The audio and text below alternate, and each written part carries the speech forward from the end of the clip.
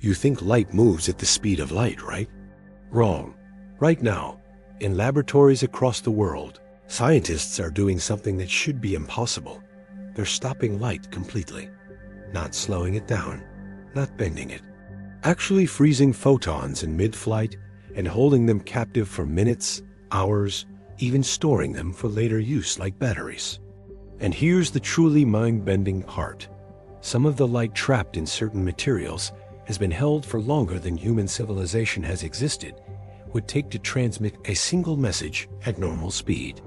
What if I told you that the reason you can see anything at all right now, the screen in front of you, the walls around you, your own hands, is because light is constantly being trapped, released and retrapped billions of times per second inside every single atom?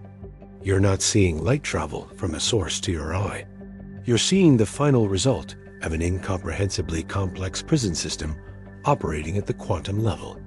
In 1998, Lin Hao, a physicist at Harvard, did something that broke physics as we understood it. She slowed light down to 17 meters per second, about 38 miles per hour, slower than a car on a residential street. Then, in 2001, she stopped it entirely. Complete stop, zero movement. She trapped light inside a cloud of atoms cooled to nearly absolute zero, turned off the trapping beam, and the light just vanished. Then, seconds later, she recreated it. The same photons, the same light, as if nothing had happened. This isn't science fiction. This is reshaping everything we thought we knew about information, memory, computers, and the fundamental nature of reality itself. Before we dive into this absolutely wild journey, do me a favor, hit that subscribe button and smash the like button, because what you're about to learn over the next 3.5 hours will fundamentally change how you see the world around you. Also, drop a comment right now telling me what country you're watching from and what time it is where you are. I'm genuinely curious where this information is reaching across the globe. Now, let's trap some light. Here's the first thing we need to get straight. You don't actually know what light is. I don't mean that as an insult. Nobody really does, not completely. Light is simultaneously the most familiar and most mysterious phenomenon in the universe. You're bathed in it right now. You're made of atoms that are constantly interacting with it. Your consciousness itself depends on light hitting your retinas. And yet light refuses to be neatly categorized. Let's start with what you probably learned in school. Light is an electromagnetic wave moving at 299,792,458 meters per second in a vacuum. That number, the speed of light, represented as c in equations, is the ultimate cosmic speed limit. Nothing can go faster. Einstein built his entire theory of special relativity around this constant. Time itself bends and warps to ensure that light always travels at exactly this speed in a vacuum, from every perspective, no matter how you're moving. But here's the first twist. Light is also a particle.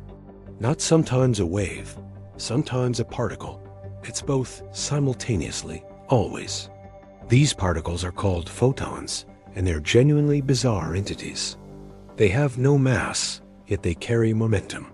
They exist as pure energy, quantized into discrete packets. When you flip a light switch, you're not creating a continuous stream of energy. You're releasing trillions upon trillions of individual photons, each one a tiny, indivisible bundle of electromagnetic energy. Think of it like this. Imagine ocean waves, but now imagine that when you look closely at the water, it's not made of water molecules at all. It's made of individual, perfectly defined wave packets that can't be divided further. That's light. It waves like a wave, it particles like a particle, and it does both things at once in ways that violate every intuition you have about how reality should work. Now here's where it gets interesting for our purposes. If light always travels at the speed of light, how can we possibly trap it? How can we slow it down, stop it, store it? The answer lies in a subtle but crucial distinction. Light travels at the speed of light in a vacuum in empty space with nothing to interact with. But the universe is not empty. It's full of stuff, matter, atoms.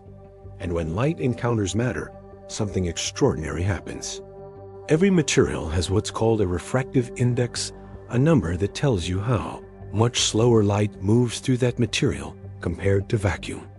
In air, light travels at 99.97% of its maximum speed, barely slowing down. In water, it slows to about 75% of light speed. In diamond, one of the densest transparent materials we know, light slows to about 41% of its vacuum speed. The light hasn't changed, it's still made of photons, still electromagnetic waves. But something about the interaction with matter has caused an apparent slowdown. But here's what will blow your mind. The light isn't actually moving slower. The photons themselves are still zipping along at full light speed. So what's happening? Picture this. You're a photon entering a piece of glass. You're cruising at light speed, minding your own business, when suddenly you encounter an atom. Your electromagnetic field interacts with the electrons in that atom. The electron absorbs you completely. You cease to exist. But the electron, now in a higher energy state, can't stay that way. A tiny fraction of a second later, it spits out a new photon. Not you, but a perfect copy.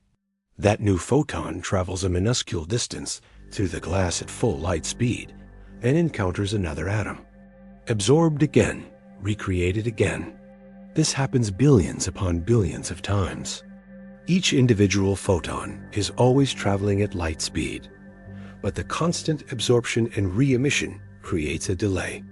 From the outside, it looks like light is moving slower, but really, what you're seeing is the cumulative effect of light being trapped and released over and over and over again in an impossibly rapid-fire sequence. This is crucial. You cannot see light in transit. You can only see light that enters your eye. The light traveling from that lamp to your hand right now, invisible. You see the lamp because some photons enter your eye directly. You see your hand because photons bounced off it and into your eye. But the journey itself? That's forever hidden from you.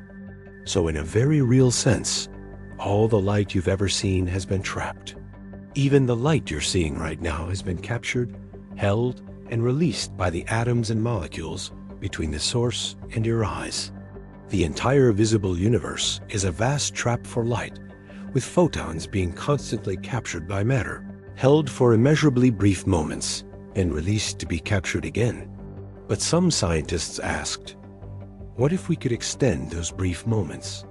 What if we could trap light, not for billionths of a second, but for seconds, minutes, forever? In 1998, Lin Hao was working with something called a Bose-Einstein condensate at the Roland Institute for Science at Harvard. Now, this is where things start getting properly weird. A Bose-Einstein condensate is matter in a state that doesn't normally exist anywhere in the universe. You've heard of solids, liquids, gases, and plasmas, the four common states of matter. A Bose-Einstein condensate is a fifth state predicted by Albert Einstein and Satyendra Nath Bose back in 1924, but not actually created until 1995 by Eric Cornell and Carl Wieman.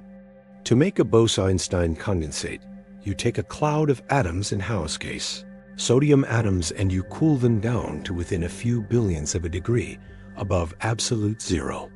That's 0.00000000000 degrees Kelvin, or about minus 273.15 degrees Celsius.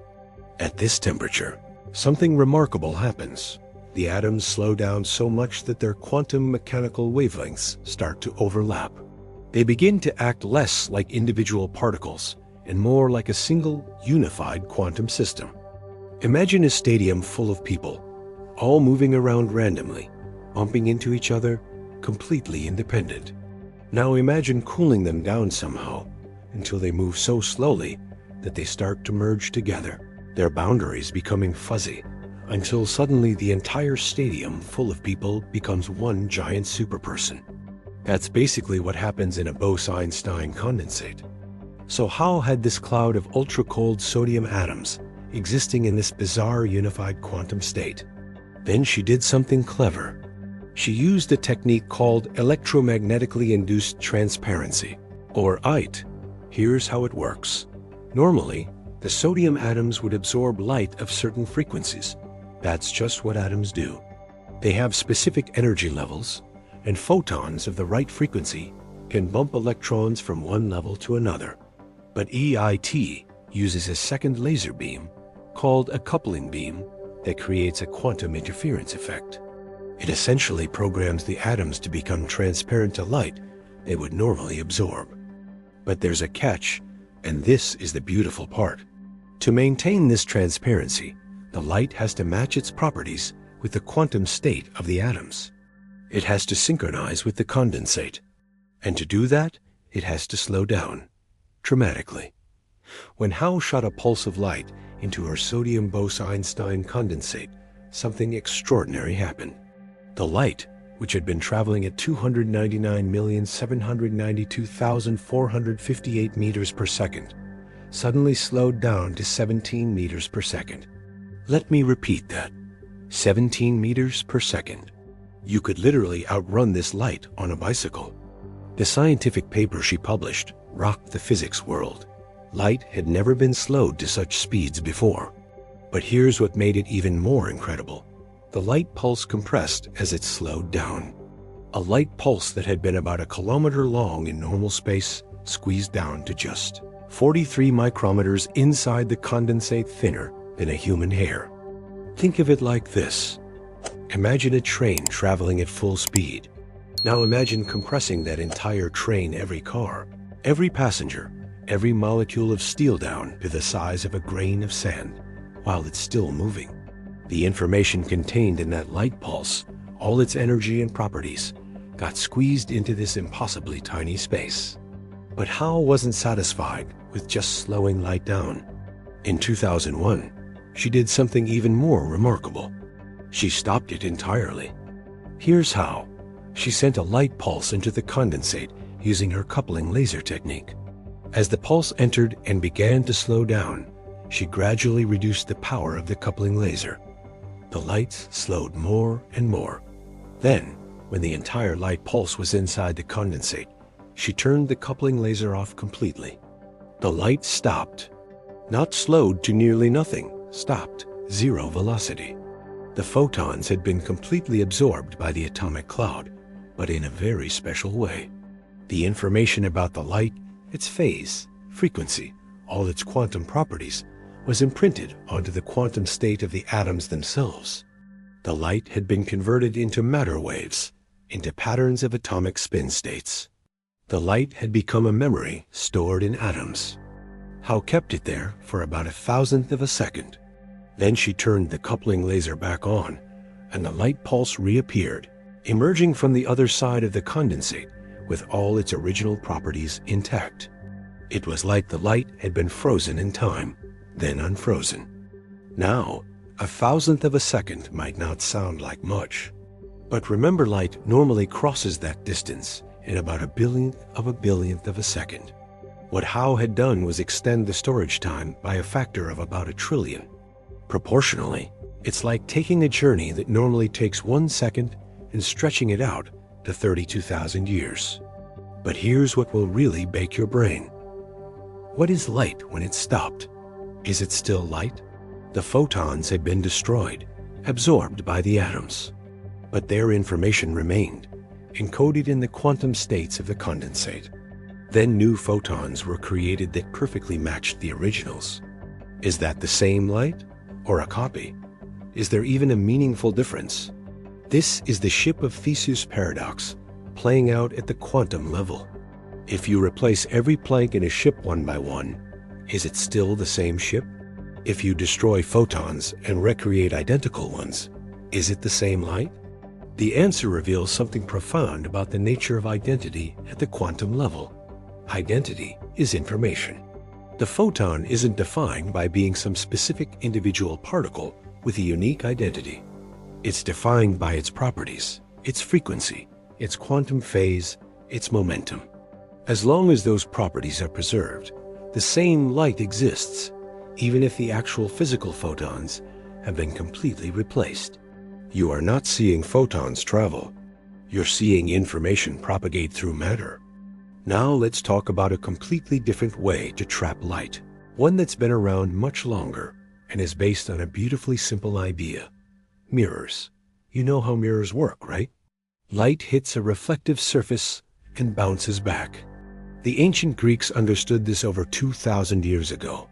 But what happens if you put two mirrors facing each other? You create what's called an optical cavity, and it's one of the most important tools in modern physics. Charles Fabry and Alfred Perot developed the first practical version of this in 1899, calling it a Fabry-Perot interferometer.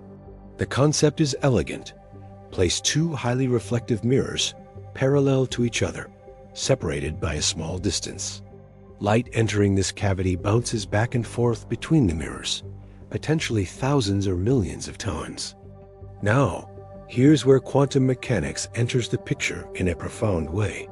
When light is trapped between two mirrors, it can't have just any wavelength. The distance between the mirrors determines which wavelengths of light can exist inside the cavity. Only wavelengths that fit exactly where an integer number of half wavelengths equals the distance between the mirrors can survive. All other wavelengths destructively interfere with themselves and cancel out. Think of it like a guitar string. When you pluck a string, it doesn't vibrate at random frequencies. It vibrates at specific frequencies determined by the length of the string, the fundamental frequency, and its harmonics. An optical cavity works the same way, except instead of mechanical vibrations, you have electromagnetic waves. This leads to something absolutely crucial. An optical cavity selects specific frequencies of light. It's a filter that only allows certain colors to exist inside it. Change the distance between the mirrors even slightly by a few nanometers, and you change which frequencies can be trapped. Now, this might seem like a neat trick, but it's revolutionized technology. Every laser you've ever seen uses an optical cavity. The light bounces back and forth between mirrors, getting amplified with each pass until it builds up to enormous intensities. The cavity ensures that only one specific wavelength dominates, which is why laser light is so pure in color compared to normal light. But scientists have pushed optical cavities to extraordinary extremes. In 2013, researchers at the Max Planck Institute of Quantum Optics in Germany created an optical cavity with mirrors so reflective that light could bounce back and forth nearly 200,000 times before escaping. With the mirrors separated by just millimeters, a single photon would travel about 40 kilometers bouncing back and forth before finally being absorbed or escaping. Here's what's mind-blowing about this. From the photon's perspective, if we can even talk about that, it's traveling at light speed the entire time. But from an external perspective, the photon is trapped. It's confined to this tiny space, bouncing back and forth, unable to escape to the outside world. This is light in a box, a prison for photons. But optical cavities do something even stranger when you make them small enough. When the distance between mirrors gets down to micrometers or even smaller, quantum effects start to dominate. You enter a regime called cavity quantum electrodynamics, or cavity QED, where individual photons and individual atoms interact in ways that seem to violate common sense. In a tiny optical cavity, a single photon can become shared between the mirrors. It's not localized at one point. It exists as a standing wave filling the entire cavity. Now place a single atom inside that cavity. The atom and the photon become quantum mechanically entangled. The atom affects how the photon behaves, and the photon affects how the atom behaves. They form a coupled system, dancing together in a quantum tango. Serge Haroche, a French physicist, spent decades studying these ultra-small optical cavities. He developed cavities where individual photons could be trapped long enough to interact with single atoms passing through. In 2012, he won the Nobel Prize for this work because it allowed scientists to study the boundary between the quantum and classical worlds in unprecedented detail. Harosh's experiments revealed something that should make you question reality itself. When you trap a single photon in a cavity and let individual atoms pass through, the atom can detect whether the photon is there. Harosh kept individual photons trapped in his cavities for up to 130 milliseconds, an eternity in the quantum world. During that time, he could send dozens of atoms through to measure the photon, watch it interact, observe its quantum properties evolving. Now you might think, okay, so we can trap light in mirrors, big deal. But this isn't just an academic curiosity. This is the foundation for quantum computing. Google, IBM, Intel, all the major players developing quantum computers use optical cavities to trap and manipulate light. They use cavities to connect quantum bits, to read out quantum information, to store quantum states. When Google announced in 2019 that they had achieved quantum supremacy, performing a calculation that would take a classical computer 10,000 years, those quantum bits were connected and read out using light trapped in optical cavities. You are watching the future of computing being built on the principle of trapping light in a box. Now I want to blow your mind with something that sounds like pure science fiction, but is completely real and sits at the cutting edge of physics and engineering. Materials that trap light, not with mirrors, not with ultra-cold atoms, but with their very structure. These are called photonic crystals, and they're one of the most elegant examples of how pattern and structure can create profound physical effects. Here's the basic idea. You know how crystals work in normal materials, right? Atoms or molecules arrange themselves in a repeating pattern or lattice. In a diamond, carbon atoms arrange in a specific geometric pattern. This regular arrangement of atoms creates the crystal structure. Now, what if instead of arranging atoms in a pattern, you arrange different materials in a pattern? Specifically, materials with different refractive indices, different optical densities. You could create layers of high refractive index material, alternating with low refractive index material, over and over, in a perfect periodic pattern. This was first proposed seriously in 1987 by Eli Yablonovich and Sajeev John, working independently. They realized that if you create a periodic structure where the refractive index changes in a regular pattern, you can create something called a photonic bandgap. Here's what that means. Just like electrons in a crystal can only occupy certain energy levels, with forbidden gaps in between, photons in a photonic crystal can only have certain frequencies. Entire ranges of light frequencies simply cannot exist inside the crystal. They're forbidden, blocked, expelled. Think of it like this. Imagine trying to walk through a forest where the trees are arranged randomly. You can wind your way through, finding paths. Now imagine the trees are arranged in a perfect grid, so regular and dense that no matter which direction you try to walk, you immediately run into a tree. That's what a photonic crystal does to light of certain frequencies. But here's where it gets really interesting. If you create a defect in the crystal, a spot where the pattern is broken, you create a trap for light.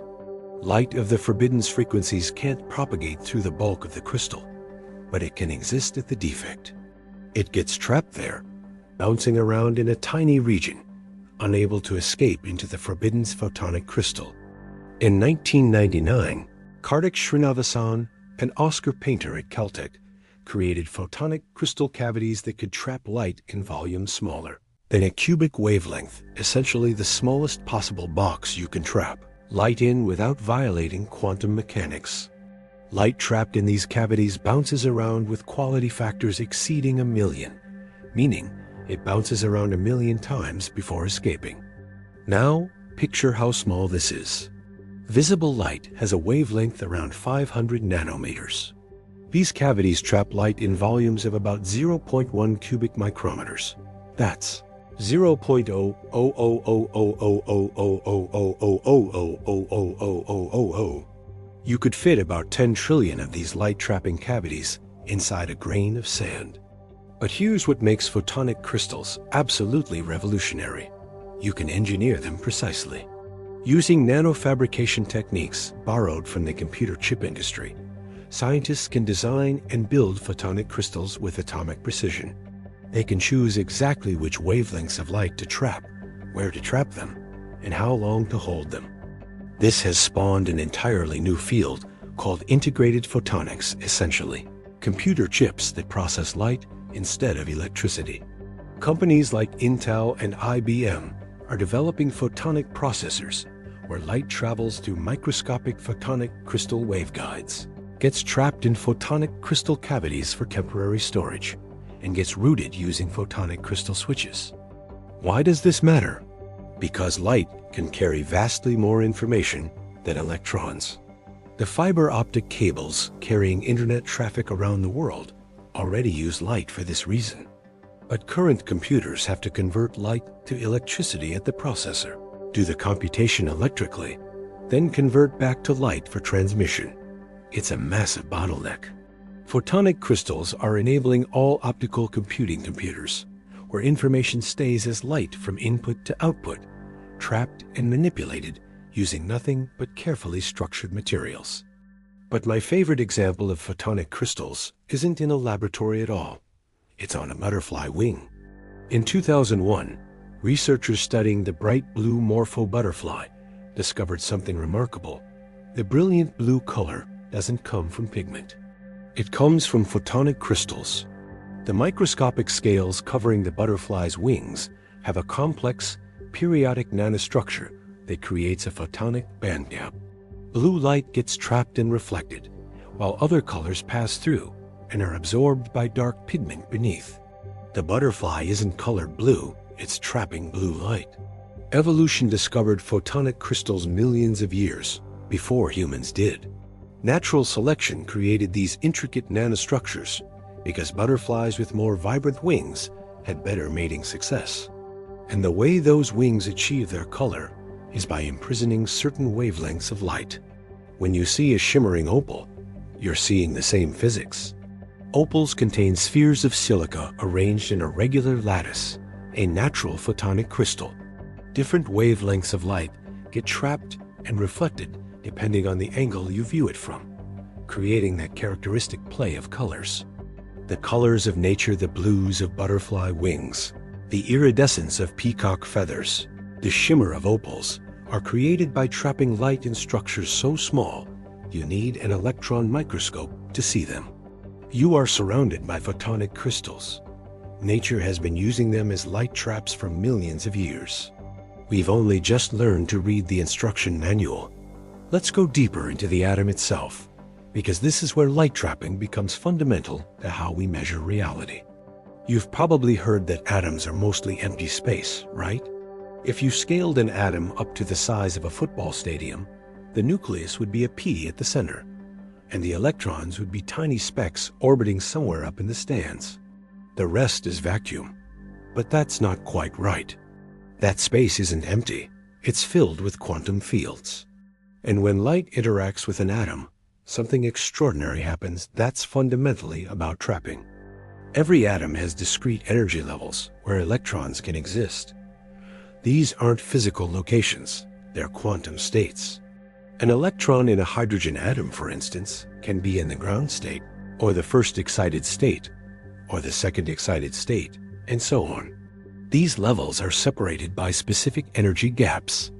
Now, if a photon with exactly the right energy encounters an atom, the atom can absorb that photon, and an electron jumps to a higher energy level. The photon ceases to exist. It's been trapped, converted into atomic excitation energy. The electron is now in an excited state. But excited states don't last forever. After a touristic lifetime, anywhere from billionths to millionths of a second, depending on the specific transition, the electron falls back down to a lower energy level.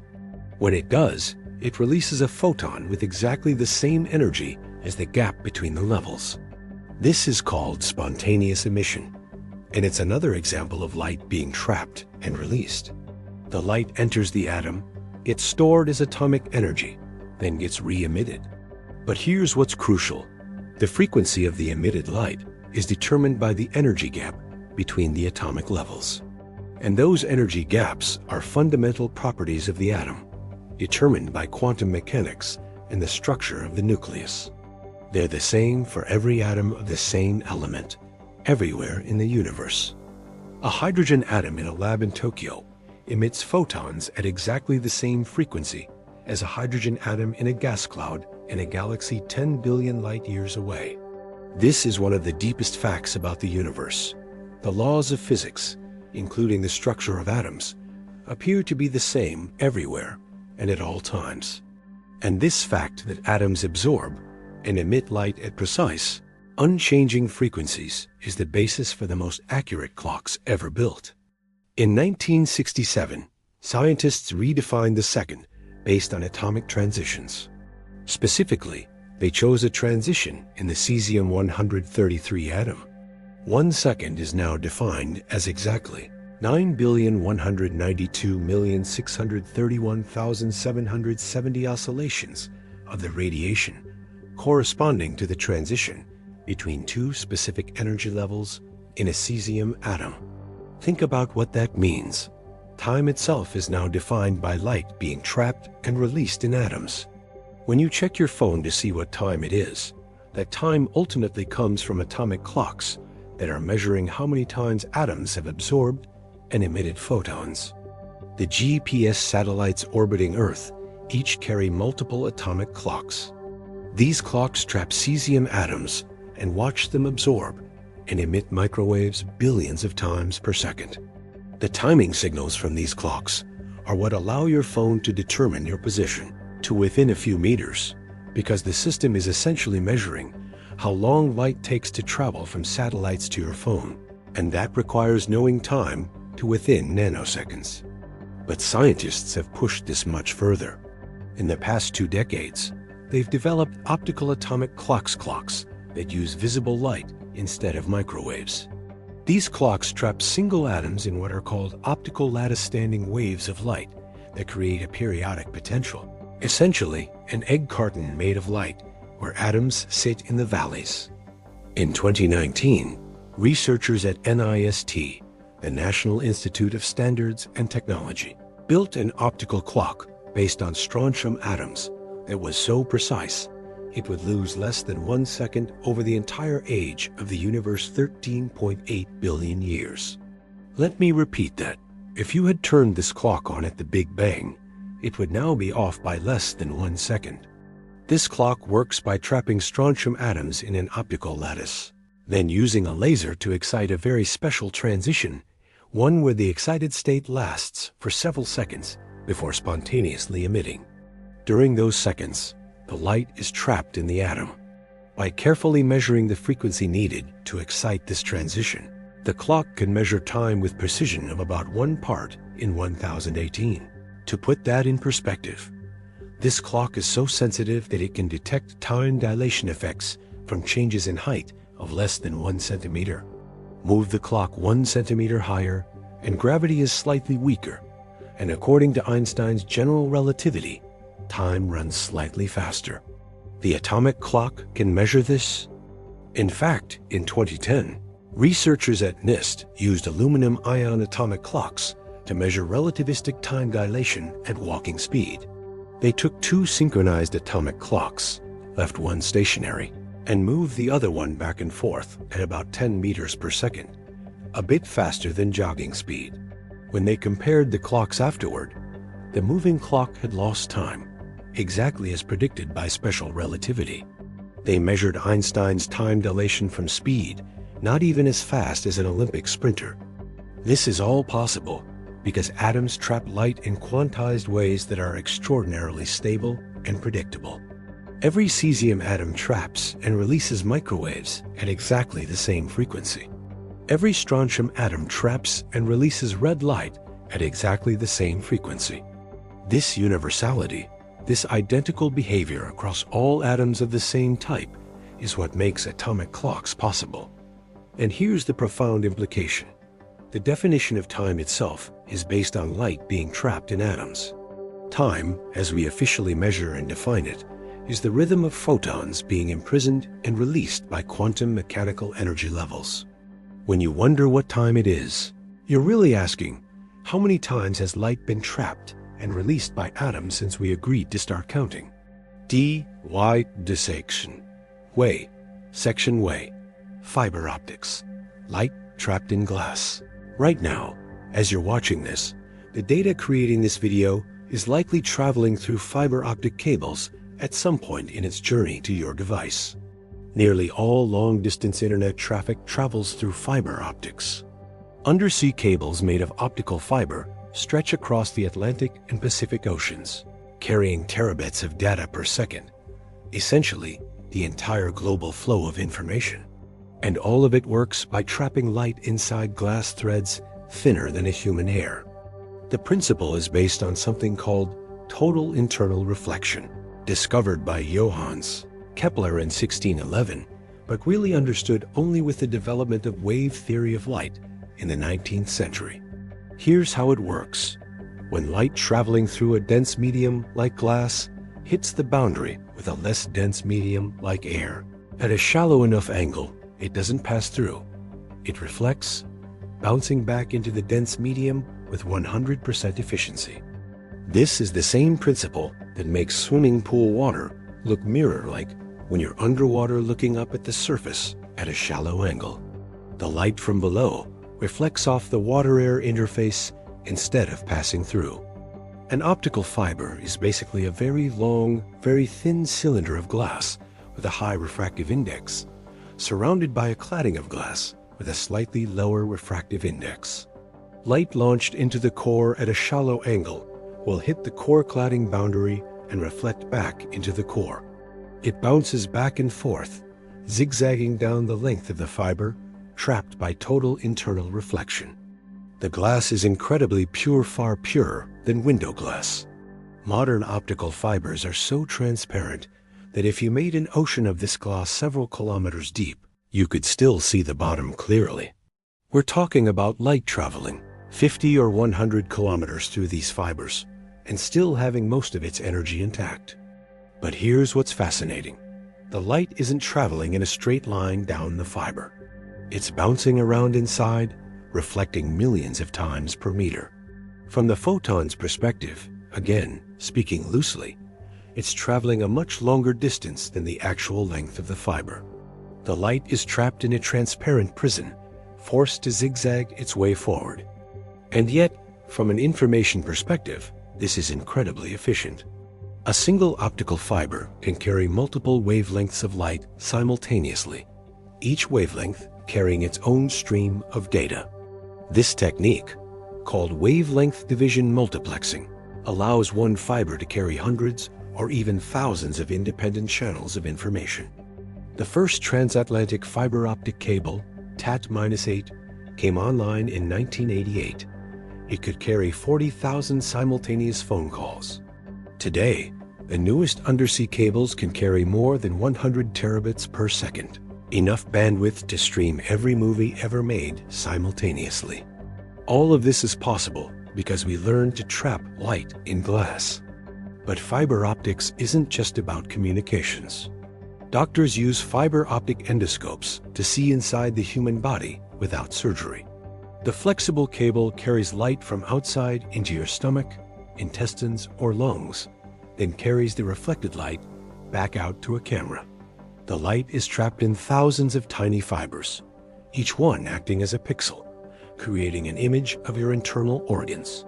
Fiber optics are used in harsh environments inside jet engines, in deep-sea oil wells, in nuclear reactors, because they don't conduct electricity and can't spark. They're used in sensors that can detect vibrations from footsteps miles away, monitoring border security and pipeline integrity. During the Cold War, the U.S. Navy ran fiber optic cables up to Soviet submarine bases, specifically to detect vibrations from subs leaving and entering port. But my favorite application of fiber optics is something called fiber Bragg gratings. Imagine taking an optical fiber and using an ultraviolet laser, creating a periodic pattern of slightly different refractive indices along its length, essentially creating a photonic crystal inside the fiber. When you send light down this fiber, specific wavelengths get reflected back. The fiber acts as a mirror for those wavelengths. By carefully designing these gratings, you can create optical filters, laser cavities, even fiber-based memories. In 2015, researchers created fiber, Bragg gratings that could trap light pulses for hundreds of nanoseconds, which doesn't sound like much. But remember, in that time, light in vacuum would travel 100 feet. They compressed that entire journey into a few centimeters of fiber. There's something almost poetic about trapping light in the most transparent material we can make. Glass is literally defined by letting light through, yet we use it to imprison light, to force it down paths we choose, to store it temporarily, to filter it, to control it. Every time you send a text message, watch a video, load a web page, you're using light trapped in glass to encode and transmit information. The entire modern world's communication infrastructure is built on imprisoned photons zigzagging through transparent prisons. Now we're going to talk about something that represents one of the most extraordinary achievements of nanotechnology: artificial atoms that can trap light in ways natural atoms never could. These are called quantum dots, and they're essentially tiny crystals of semiconductor material, often cadmium selenide or indium arsenide, just a few nanometers across. A nanometer is 1/1000th of a meter. We're talking about crystals made of maybe 1,000 to 100,000 atoms, so small that quantum mechanical effects completely dominate their behavior. Here's what makes quantum dots special. When you confine a semiconductor crystal to such a tiny volume, the electrons inside can't move freely anymore. They're trapped in all three dimensions, confined to this tiny space. And when electrons are confined in this way, they can only occupy discrete energy levels, just like electrons in atoms. This is why they're called artificial atoms. They have discrete energy states. They absorb and emit light at specific wavelengths. They exhibit quantum mechanical behavior. But unlike real atoms, we can engineer them. We can choose their size, their composition, their properties. And here's the incredible part. The energy levels depend on the size of the quantum dot. Make the dot smaller, and the energy levels get farther apart, so it absorbs and emits higher energy, bluer light. Make it bigger, and the levels get closer together, so it emits lower energy, redder light. This was first demonstrated convincingly by Louis Bruss at Bell Labs in 1983. He created colloidal quantum dots, essentially nanocrystals suspended in solution, and showed that by controlling the size during synthesis, he could tune the color of light they emitted across the entire visible spectrum. Imagine being able to create a material that emits pure red light, or pure green light, or pure blue light, just by controlling how big you make the crystals. That's quantum dots. Today, this technology is in your TV. If you have a modern high-end television, there's a good chance it uses quantum dot technology. The screen contains quantum dots that trap and re-emit light from a blue LED backlight, converting some of that blue light into pure red and pure green. The result is a TV with far more saturated, accurate colors than older displays. But the real magic of quantum dots is what they're enabling in quantum technology. Because quantum dots trap electrons in discrete energy levels, they can store quantum information. Feed a quantum dot the right photon, and you excite it to a higher energy state. That's a quantum bit, or qubit. You've stored information in the quantum dot by trapping a photon's energy in it. In 2020, researchers at the University of Basel in Switzerland demonstrated a quantum dot system that could trap a single photon, store its quantum state in the quantum dot, then release a new photon that was quantum mechanically entangled with the first. They had created a quantum dot that could serve as a quantum memory and an entanglement generator. This is crucial for quantum communication. One of the biggest challenges in building quantum networks, which enable perfectly secure communication and networked quantum computers, is how to get quantum information from one place to another. Photons are great for this because they travel fast and don't interact much with their environment. But photons are hard to store. Quantum dots offer a solution.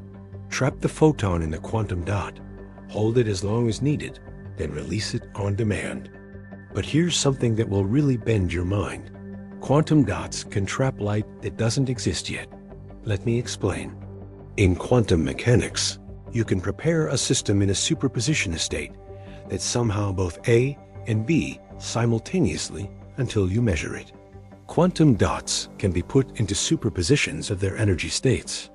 You can have a quantum dot that's simultaneously in its ground state and its excited state.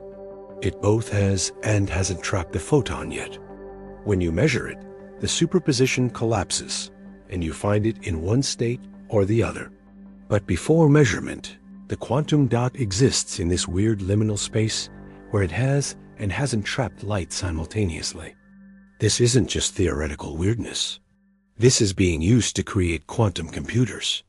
Companies like Intel and IBM are developing quantum dot qubits that exist in superpositions of different energy states. These qubits can perform calculations in ways classical computers fundamentally cannot because they're exploiting quantum superposition, including superpositions of having and not having trapped photons. Beyond computing, quantum dots are revolutionizing microscopy and medical imaging. Because you can make quantum dots that emit at very specific wavelengths and are incredibly bright, you can attach them to biological molecules and track them inside living cells. Cancer researchers use quantum dots to watch how tumor cells move and interact.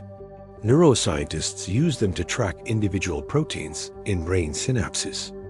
In 2023, Moungi Bavendi, Louis Bruss, and Alexei Ikimov won the Nobel Prize in Chemistry for their work developing and characterizing quantum dots. The Nobel Committee specifically cited the way quantum dots trap electrons and light in controllable ways as enabling an entire new generation of technologies. But here's what I find most beautiful about quantum dots. They represent human beings learning to trap light in structures we designed and built atom by atom.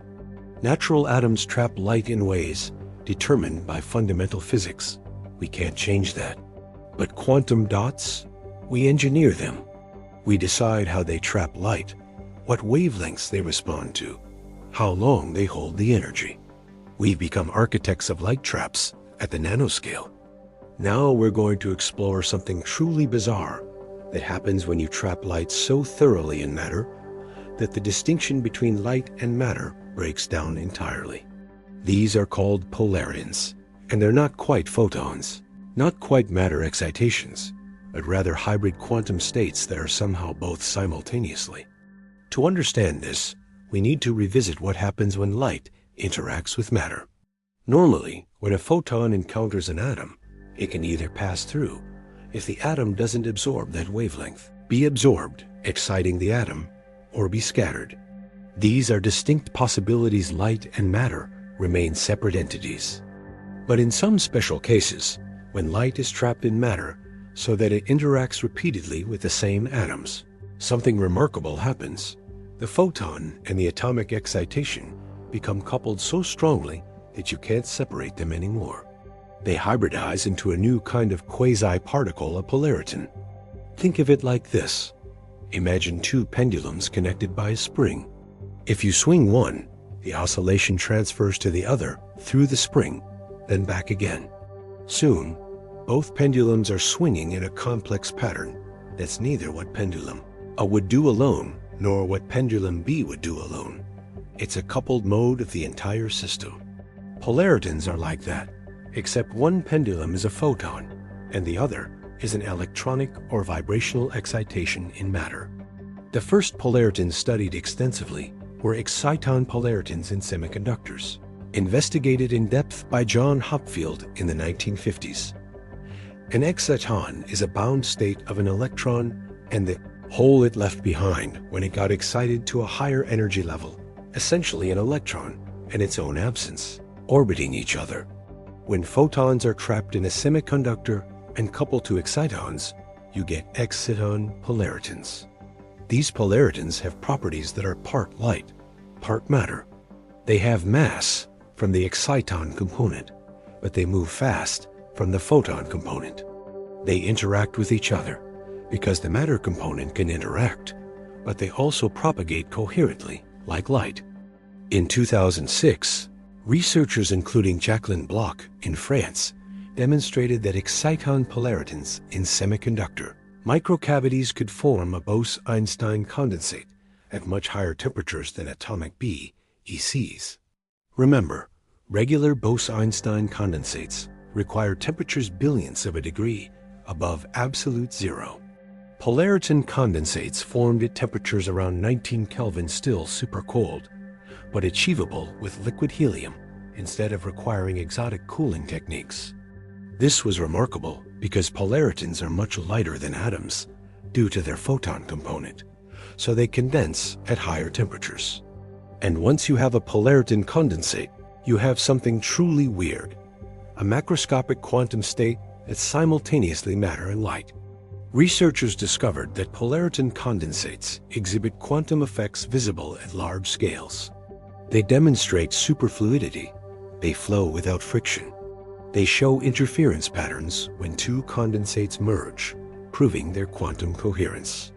They even exhibit quantized vortices, little whirlpools of phase that can only have certain specific angular momenta. But my favorite thing about polaritons is that they represent light being so thoroughly trapped in matter that it loses its identity as light and becomes something entirely new. Here's what I mean. When you trap light in an optical cavity, the light is still light. It's still made of photons. When you slow light in a Bose-Einstein condensate using electromagnetically induced transparency, you're still dealing with photons, just moving slowly through a medium. But when light couples so strongly to matter that it forms polaritons, you don't have photons anymore. You have hybrid entities that inherit properties from both light and matter. The light has been so deeply imprisoned in the material that it's merged with the jailer.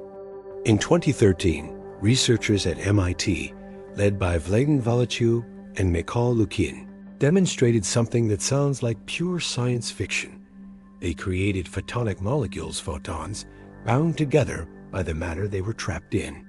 They sent photons one by one through a cloud of ultra-cold rubidium atoms, and the photons exited in pairs, bound together. The interaction with the atoms had caused the light to acquire effective mass and to exhibit attractions light behaving like matter to such an extent that it formed molecular light-bound states. This was immediately nicknamed lightsabers in the press because the photons exhibited interactions somewhat like matter particles colliding and sticking together. While that comparison is oversimplified, the core idea is right. Light, when sufficiently trapped and coupled to matter, can behave in ways completely unlike free light. More recently, scientists have been exploring topological polaritons in materials with exotic topology that causes them to flow along edges without scattering, even around defects and obstacles. These topological polaritons could be the basis for optical circuits that are immune to manufacturing defects and imperfections, because the topology protects the light propagation. But here's the truly mind-bending implication. Polaritons blur the boundary between light and matter in a fundamental way. We categorize the universe into matter and energy, particles and waves, but polaritons are genuinely both. They're not sometimes particle-like, sometimes wave-like, like regular photons in wave-particle duality. They're literally hybrid states that simultaneously possess properties of light and matter at the same time. When light is trapped thoroughly enough, the distinction between light and what's trapping it becomes meaningless. They merge into something new. Now we're going to venture into territory that's going to sound absolutely insane, but it's been experimentally verified and is accepted physics. You can trap nothingness, and when you do, it pushes on things. This is called the Casimir effect, predicted by Dutch physicist Hendrik Casimir in 1948 and first measured by Marcus Sparnay in 1958, though the precise measurements came later from Steve Lamoureux in 1997. Here's the setup that's going to break your brain. Take two perfectly flat, uncharged metal plates and place them very close together, micrometers apart, in a vacuum. According to classical physics, nothing should happen. There's nothing between the plates. The plates are uncharged. There's no force on them. But quantum mechanics says something different. Quantum mechanics says that empty space, the vacuum, isn't actually empty. It's seething with quantum fluctuations. Virtual particle pairs pop into existence and annihilate constantly, everywhere, at all times. Photons, electrons, positrons, all fundamental particles, have virtual versions that flash into existence for time so brief they don't violate conservation laws and vanish again. This is not speculative. Virtual particles have measurable effects. They cause the Lamb shift in hydrogen atoms. They contribute to the anomalous magnetic moment of the electron. They're a necessary part of quantum field theory, which is the most accurately tested theory in all of science. Now, these virtual photons, these fluctuations of the electromagnetic field, exist at all possible wavelengths. In open space, you have virtual photons of every wavelength popping in and out of existence. But between the two metal plates, only virtual photons whose wavelengths fit between the plates can exist. Virtual photons with wavelengths larger than the gap can't exist there. They're excluded by the boundary conditions imposed by the metal plates. So there are more virtual photons outside the plates than between them. And those virtual photons, even though they're virtual, carry momentum when they fluctuate into existence. They push on the plates from both sides. But there's more pushing from the outside than from the inside, because there are more virtual photons outside. The result, the plates are pushed together by the vacuum. Let me repeat that. Empty space, quantum mechanically speaking, pushes on things. And by placing metal plates close together, you trap a different vacuum between the plates, one with fewer quantum fluctuations, creating a measurable force. Lamoureux measured this force in 1997 using an atomic force microscope, achieving agreement with theoretical predictions to within about 5%. More recent measurements have pushed this to better than 1% agreement. The Casimir effect is real. Now, you might think, okay, that's weird, but doesn't really connect to trapping light. But here's the connection. The Casimir effect is fundamentally about constraining which wavelengths of electromagnetic fields, including light, can exist in a region of space. It's about using boundaries to exclude certain modes of the electromagnetic field. This is exactly what we do when we trap light in cavities, in photonic crystals, in optical fibers. We use boundaries to constrain which wavelengths can exist, which directions light can travel, how long it can persist. The Casimir effect is the quantum mechanical baseline of this. It's what happens when you trap the electromagnetic vacuum itself. But here's where it gets even stranger. Researchers have calculated that the Casimir effect could be modified by changing the shape and configuration of the boundaries. In 2009, researchers theoretically showed that with the right geometry, you could create a repulsive Casimir effect, making plates push apart rather than pull together. This would essentially be using quantum vacuum fluctuations as a source of repulsion. Some researchers have speculated very speculatively that this could be the basis for exotic propulsion systems, or even for counteracting gravity at very small scales.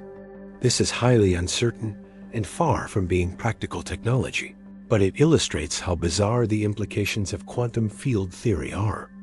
The vacuum isn't empty. It's full of trapped and untrapped photons that don't exist yet, but still have effects.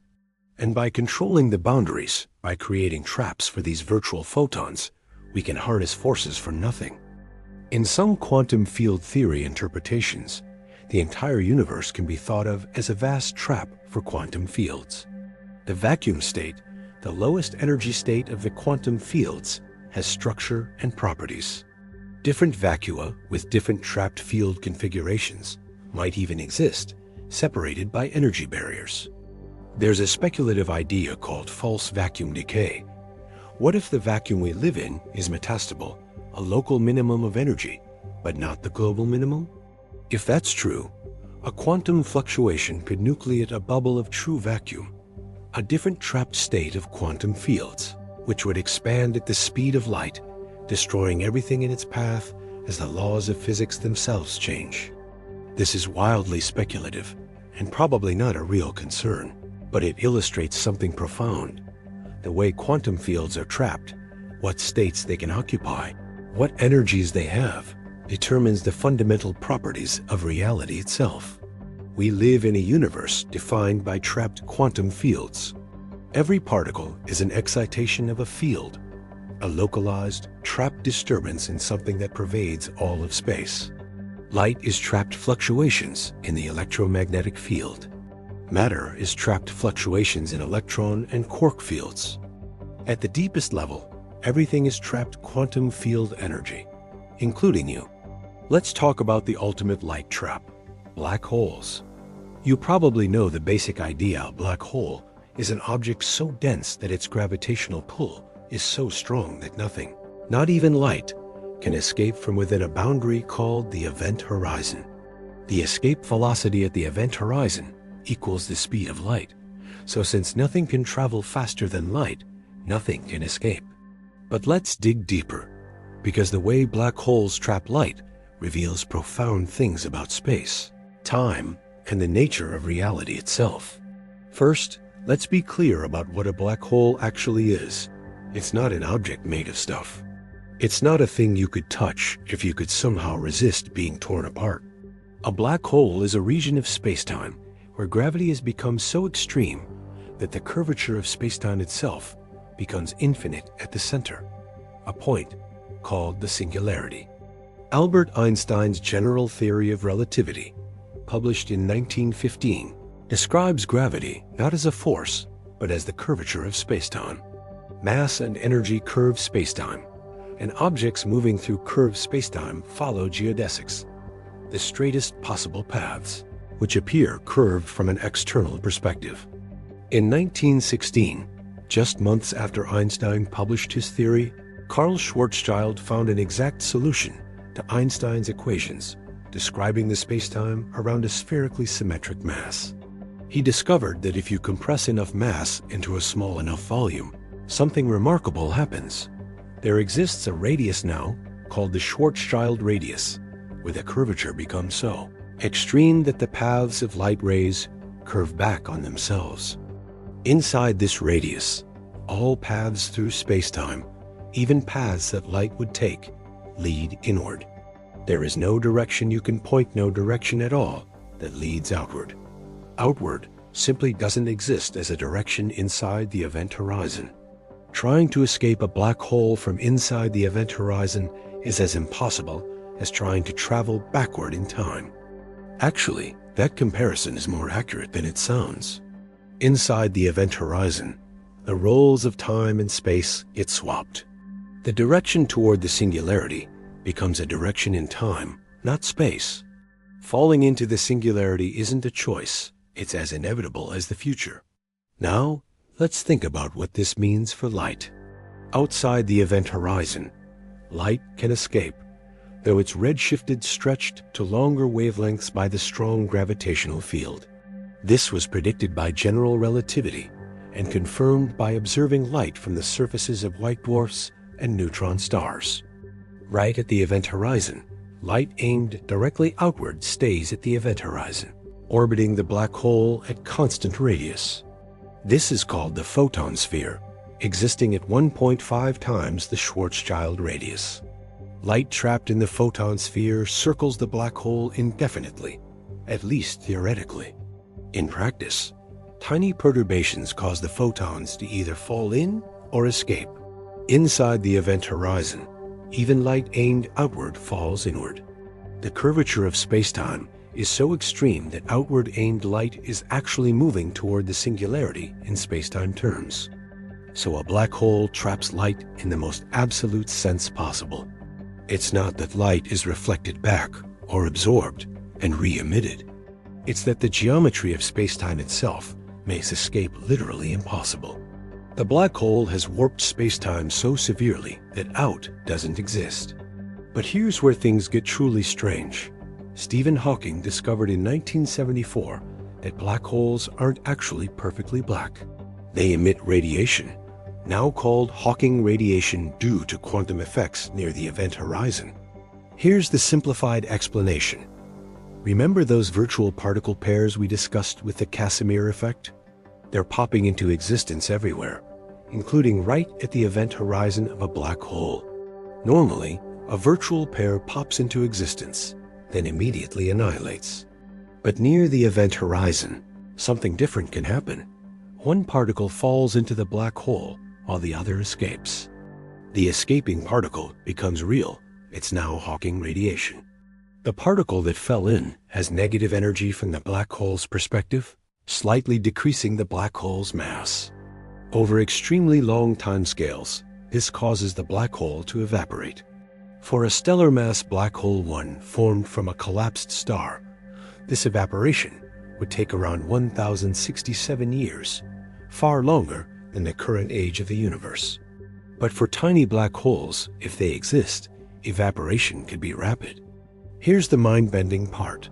Hawking radiation is thermal, it's black-body radiation, meaning it contains no information about what fell into the black hole. But quantum mechanics says information can't be destroyed. If you throw a book into a black hole, the quantum information about every atom in that book should still exist somewhere. But Hawking radiation doesn't carry that information. It's completely random thermal radiation. This is called the black hole information paradox, and it's been one of the biggest problems in theoretical physics for 50 years. The tension is between general relativity, which says information can fall into black holes and disappear, and quantum mechanics, which says information must be conserved. Recent work, particularly by Juan Maldacena and others studying the ADS-CFT correspondence, a deep connection between gravity, theories and quantum theories, suggests that information is encoded in subtle correlations in the Hawking radiation. The information isn't destroyed, it's scrambled in the most complex way possible and slowly released. But here's what relevance this has to trapping light. Black holes represent the extreme limit. They trap light so completely that even quantum mechanics has trouble explaining how information can eventually escape. And we've observed this trapping directly. In 2019, the Event Horizon Telescope collaboration released the first image of a black hole specifically, the supermassive black hole at the center of the galaxy M87, about 55 million light-years away. The image shows a dark shadow surrounded by a bright ring. The shadow is the black hole itself, and the region around it where light is trapped. The bright ring is light from matter orbiting the black hole, bent around it by extreme space-time curvature. Some of that light has traveled multiple times around the black hole, trapped in brief orbits, before finally escaping to reach us. You're looking at trapped light from 55 million years ago, bent by gravity so extreme it would stretch you like spaghetti. Black holes are the universe's ultimate light traps, where the geometry of reality itself becomes a prison that not even information, arguably the most fundamental thing in the universe, can escape from easily. In 1966, science fiction writer Bob Shaw wrote a story called Light of Other Days about a material called slow glass. Light entering this glass would take years to pass through. You could manufacture a window from slow glass, leave it facing a beautiful scenic view for several years, then mount it in a wall. For the next years, anyone looking through the window would see the scenic view as the light that entered years ago slowly emerged. It's a beautiful idea-storing light for years, trapping images in glass, creating windows that show the past. When Shaw wrote this, it was pure fantasy, scientifically implausible. But in 2007, researchers got remarkably close to making it real. We already talked about Lean Howe stopping light in Bose-Einstein condensates. But other researchers have been working on storing light in solid materials at room temperature, no ultra-cold atoms required. The key technique is called atomic frequency comb. It was developed by researchers including Michael Afasilius and Nicholas Gizon in Geneva. Here's how it works. You take a crystal, typically a rare earth-doped material like europium-doped yttrium or silicate. Try saying that 10 times fast, and you use carefully tuned lasers to manipulate the absorption properties of the atoms. Rare earth ions in crystals have extremely narrow absorption lines. They absorb light of very specific frequencies. By using a combination of optical and radio frequency pulses, you can create a pattern of absorbing and transparent frequency regions, like teeth on a comb. Then you send in a light pulse that spans multiple teeth of this frequency cone. Different frequency components of the light pulse are absorbed at different rates. The pattern of absorption and re-emission creates quantum interference that can dramatically extend how long the light can be stored. In 2015, researchers in China and Australia stored light pulses for more than an hour in a rare earth-doped crystal cooled to just 7 Kelvin. An hour. They trapped light for an hour. Now, the crystal was cold, though nowhere near as cold as Bose-Einstein condensates require, and the efficiency wasn't perfect. Not all the light was recovered. But this is remarkable. Light normally crosses the few centimeters of crystal in about a nanosecond. They extended that to an hour, a factor of 3.6 trillion. By comparison, if you took a 1-second journey and extended it by the same factor, it would last 114 million years. But perhaps even more remarkable is work on storing light in atomic vapors at room temperature. In 2009, researchers stored light pulses in rubidium vapor at normal room temperatures for several seconds. No cryogenics required. The applications of this are profound. Quantum networks, which would enable perfectly secure communication, and distributed quantum computing need quantum memories. You need to be able to store quantum information, encoded in photons, long enough to synchronize different parts of the network.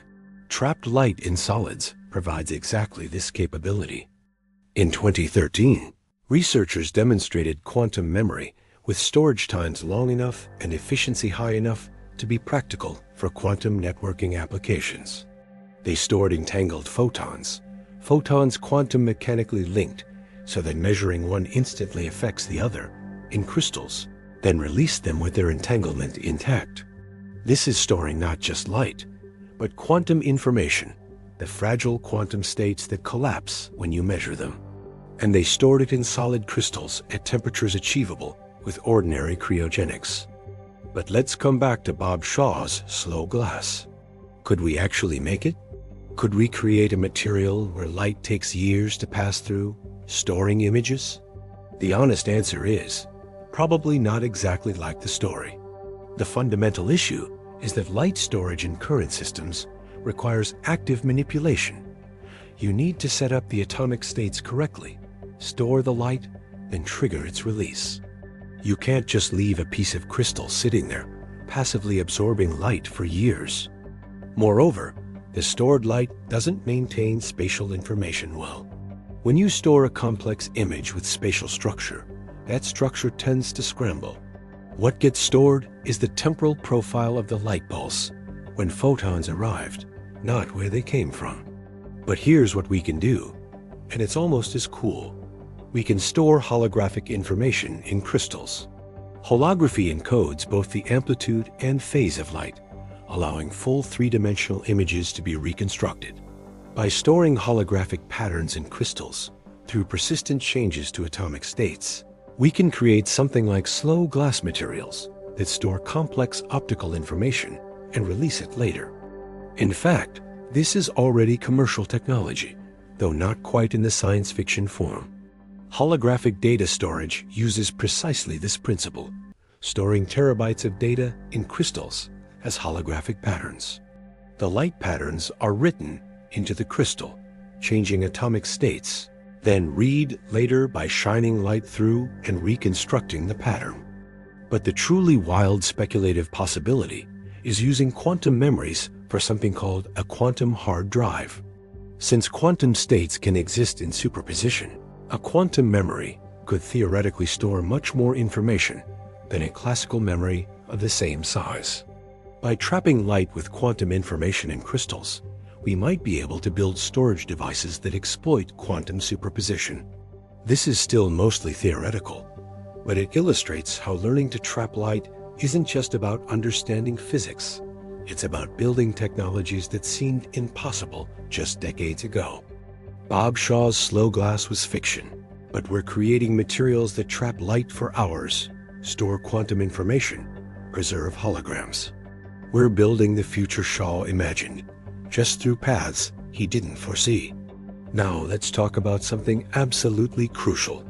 Your existence depends on trapped light. Life on Earth is powered by light that has been trapped and converted to chemical energy.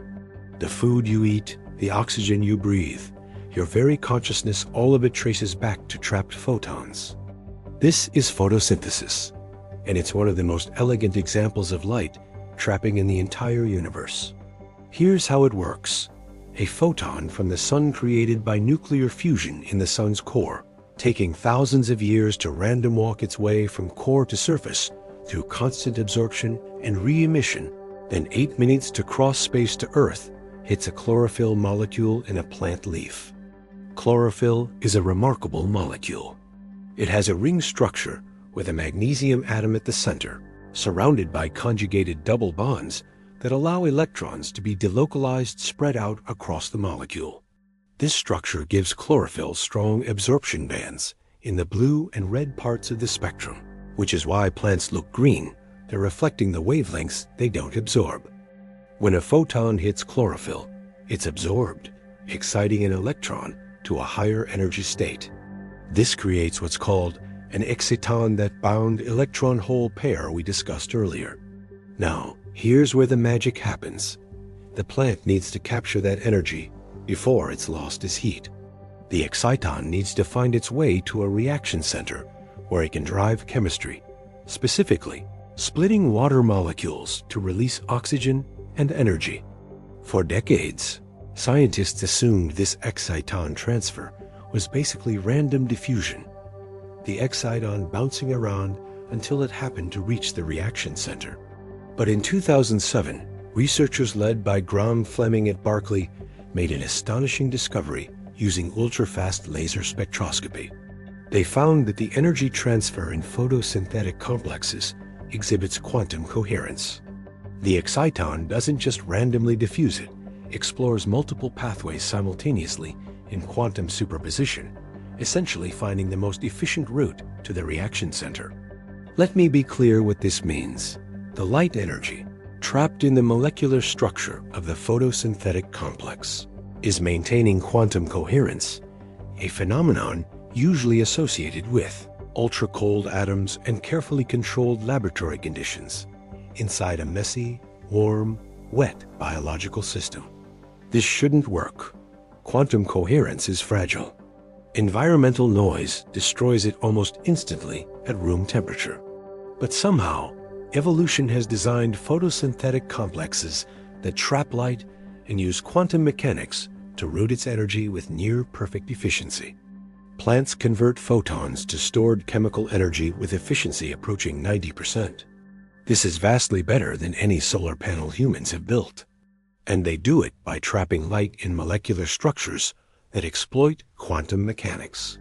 Every breath you take, every calorie of food energy you consume, comes from photons that were trapped in chlorophyll molecules and had their energy extracted with quantum precision. But photosynthesis isn't the only way biology traps light. Let's talk about your eyes. Your retina contains about 130 million photoreceptor cells, rods, and cones. Each one contains proteins called opsins, which are bound to a molecule called retinal. Retinal is a derivative of vitamin A, with a chain of conjugated double bonds that absorb visible light. When a photon hits a retinal molecule in your eye, it causes a shape change. A carbon-carbon double bond rotates from cis to trans configuration. This shape change happens in about 200 femtoseconds, 0.00000000002 seconds. It's one of the fastest processes in biology. This shape change activates the opsin protein, which triggers a cascade of chemical reactions that eventually causes the photoreceptor to send a signal to your brain. You've seen the photon. But here's what's remarkable. Your rod cells, the ones responsible for vision in dim light, can detect single photons. A single quantum of light trapped by a single molecule, causing a molecular shape change, triggering a cascade, creating a neural signal. In 1942, Selig Hecht conducted experiments showing that human vision can respond to as few as 5 to 7 photons hitting the retina. Later, more careful experiments confirmed that individual rod cells can respond to single photons. Your eyes are single photon detectors. Think about what that means. The faintest star you can see on a dark night is sending perhaps a few dozen photons per second into your pupil.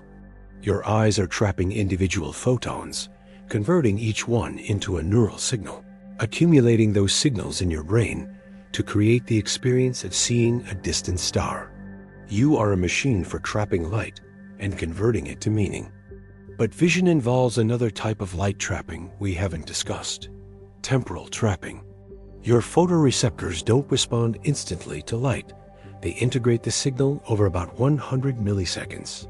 This is why you can see movies as moving images rather than flickering still frames. Each frame persists in your vision long enough to blend with the next. Your brain is trapping light in time, accumulating signals, creating the illusion of continuous vision from a stream of discrete photons. And it's not just detection. Your brain processes visual information using predictive coding. It has a model of what it expects to see, and it only updates the model when sensory input differs from prediction.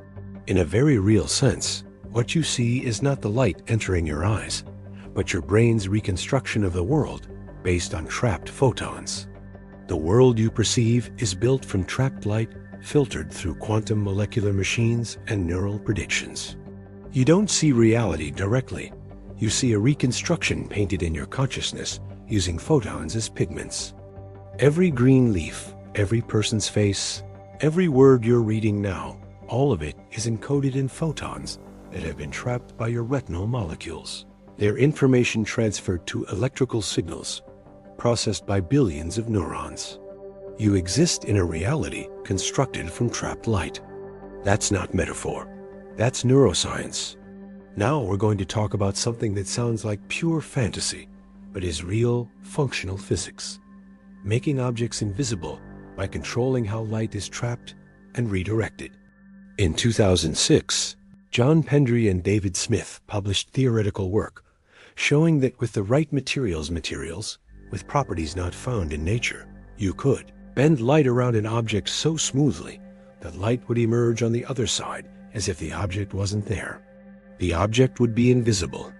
These materials are called metamaterials, and they have electromagnetic properties determined not by their chemical composition, but by their structure. By arranging ordinary materials, metals, dielectrics in precise geometric patterns at scales smaller than the wavelength of light, you can create effective materials with properties that seem to violate common sense. For instance, you can create materials with negative refractive index. Remember, refractive index tells you how much light slows down and bends in a material. All normal materials have positive refractive index. But metamaterials can be engineered to have negative refractive index, meaning light bends the wrong way at interfaces.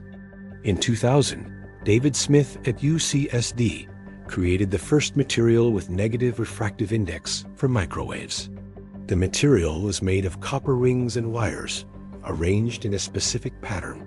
Each unit cell was smaller than the wavelength of the microwaves, so the microwaves saw it as a continuous material. But the structure gave it electromagnetic properties impossible in natural materials. With negative refractive index materials, you can do things that seem impossible.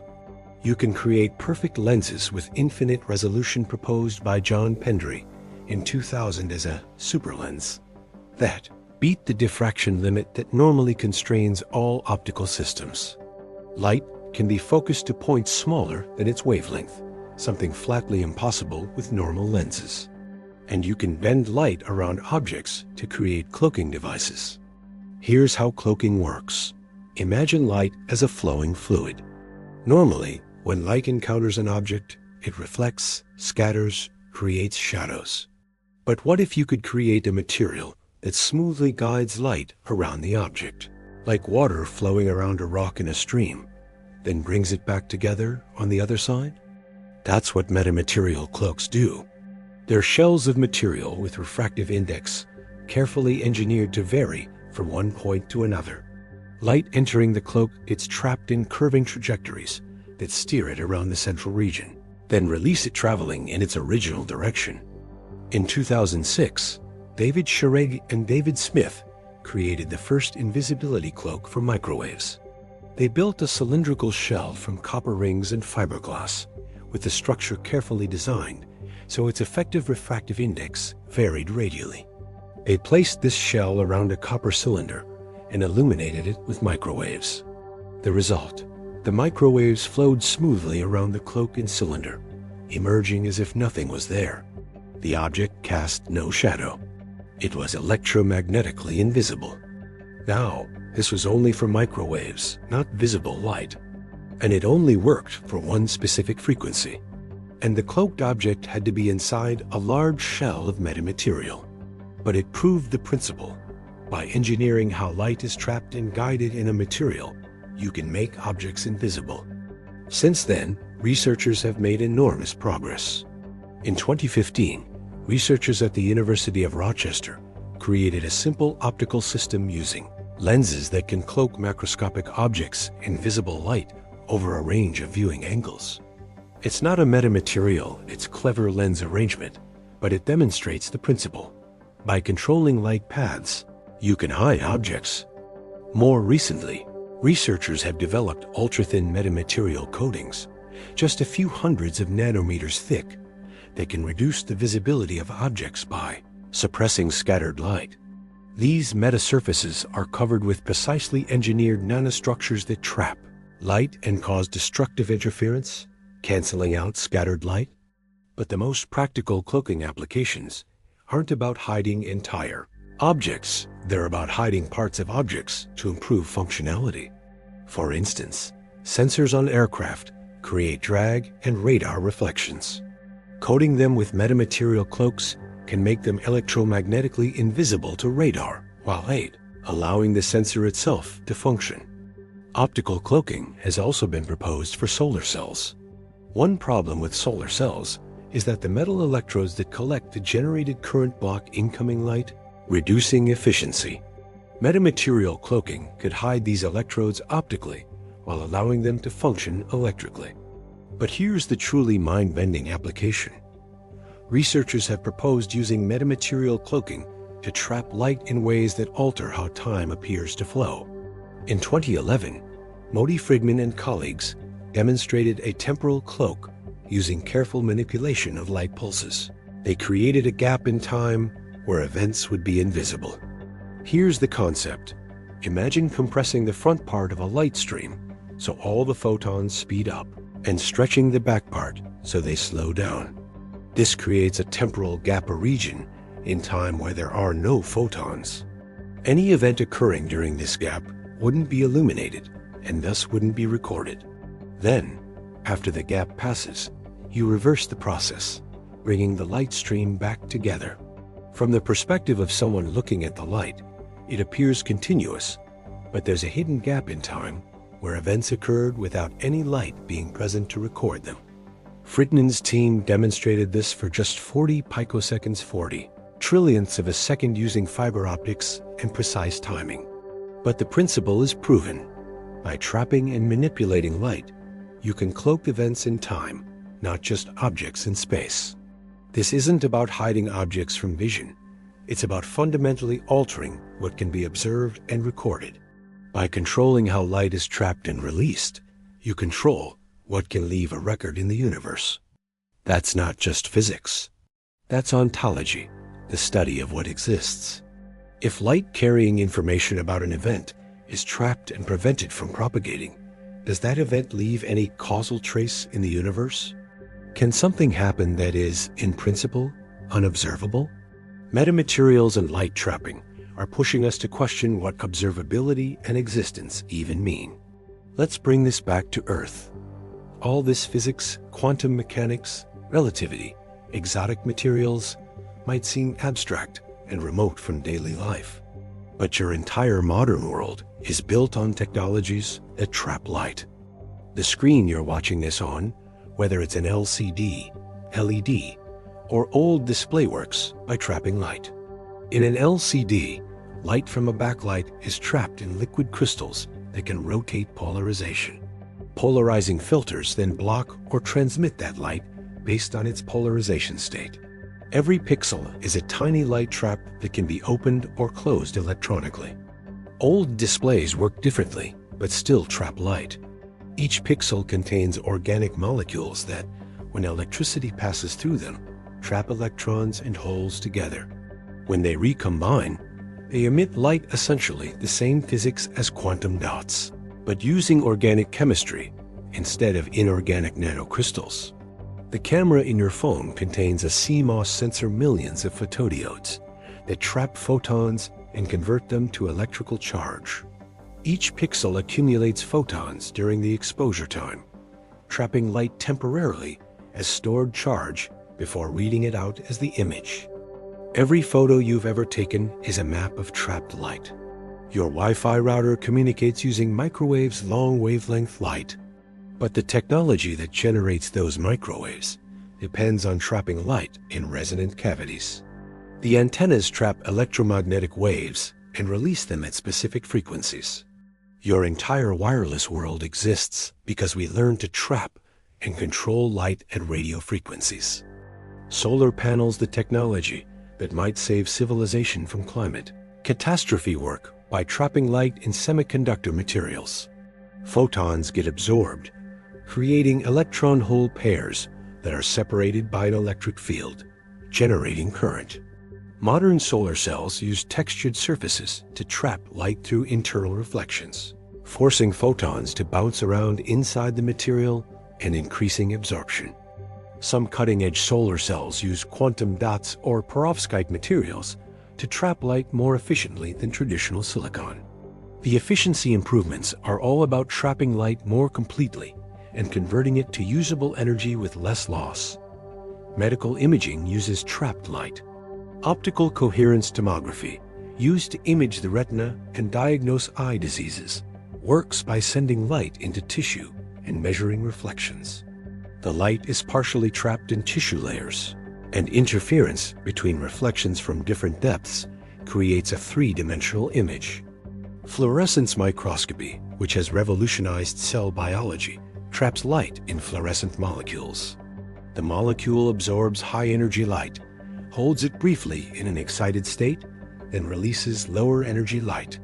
By using different fluorescent molecules, scientists can label different structures in cells and watch them in real time. The 2014 Nobel Prize in Chemistry was awarded for super-resolution fluorescence microscopy techniques that beat the diffraction limit by exploiting how fluorescent molecules trap and release light. Scientists can now image structures smaller than the wavelength of light by carefully controlling which molecules are emitting at any given moment. Fiber optic communications, the backbone of the internet, traps light in glass threads, carrying nearly all long-distance data. The internet you're using right now relies on photons zigzagging through optical fibers. But here's what's remarkable. Your rod cells, the ones responsible for vision in dim light, can detect single photons. A single quantum of light trapped by a single molecule, causing a molecular shape change, triggering a cascade, creating a neural signal. In 1942, Selig Hecht conducted experiments showing that human vision can respond to as few as 5 to 7 photons hitting the retina. Later, more careful experiments confirmed that individual rod cells can respond to single photons. Your eyes are single photon detectors. Think about what that means. The faintest star you can see on a dark night is sending perhaps a few dozen photons per second into your pupil. Your eyes are trapping individual photons converting each one into a neural signal, accumulating those signals in your brain to create the experience of seeing a distant star. You are a machine for trapping light and converting it to meaning. But vision involves another type of light trapping we haven't discussed: temporal trapping. Your photoreceptors don't respond instantly to light. They integrate the signal over about 100 milliseconds. This is why you can see movies as moving images rather than flickering still frames. Each frame persists in your vision long enough to blend with the next. Your brain is trapping light in time, accumulating signals, creating the illusion of continuous vision from a stream of discrete photons. And it's not just detection. Your brain processes visual information using predictive coding. It has a model of what it expects to see, and it only updates the model when sensory input differs from prediction. In a very real sense, what you see is not the light entering your eyes, but your brain's reconstruction of the world based on trapped photons. The world you perceive is built from trapped light filtered through quantum molecular machines and neural predictions. You don't see reality directly. You see a reconstruction painted in your consciousness using photons as pigments. Every green leaf, every person's face, every word you're reading now, all of it is encoded in photons that have been trapped by your retinal molecules. Their information transferred to electrical signals, processed by billions of neurons. You exist in a reality constructed from trapped light. That's not metaphor. That's neuroscience. Now we're going to talk about something that sounds like pure fantasy, but is real, functional physics. Making objects invisible by controlling how light is trapped and redirected. In 2006, John Pendry and David Smith published theoretical work showing that with the right materials, with properties not found in nature, you could bend light around an object so smoothly that light would emerge on the other side as if the object wasn't there. The object would be invisible. These materials are called metamaterials, and they have electromagnetic properties determined not by their chemical composition, but by their structure. By arranging ordinary materials, metals, dielectrics in precise geometric patterns at scales smaller than the wavelength of light, you can create effective materials with properties that seem to violate common sense. For instance, you can create materials with negative refractive index. Remember, refractive index tells you how much light slows down and bends in a material. All normal materials have positive refractive index. But metamaterials can be engineered to have negative refractive index, meaning light bends the wrong way at interfaces. In 2000, David Smith at UCSD created the first material with negative refractive index for microwaves. The material was made of copper rings and wires, arranged in a specific pattern. Each unit cell was smaller than the wavelength of the microwaves, so the microwaves saw it as a continuous material, but the structure gave it electromagnetic properties impossible in natural materials. With negative refractive index materials, you can do things that seem impossible. You can create perfect lenses with infinite resolution proposed by John Pendry in 2000 as a superlens that beat the diffraction limit that normally constrains all optical systems. Light can be focused to points smaller than its wavelength, something flatly impossible with normal lenses. And you can bend light around objects to create cloaking devices.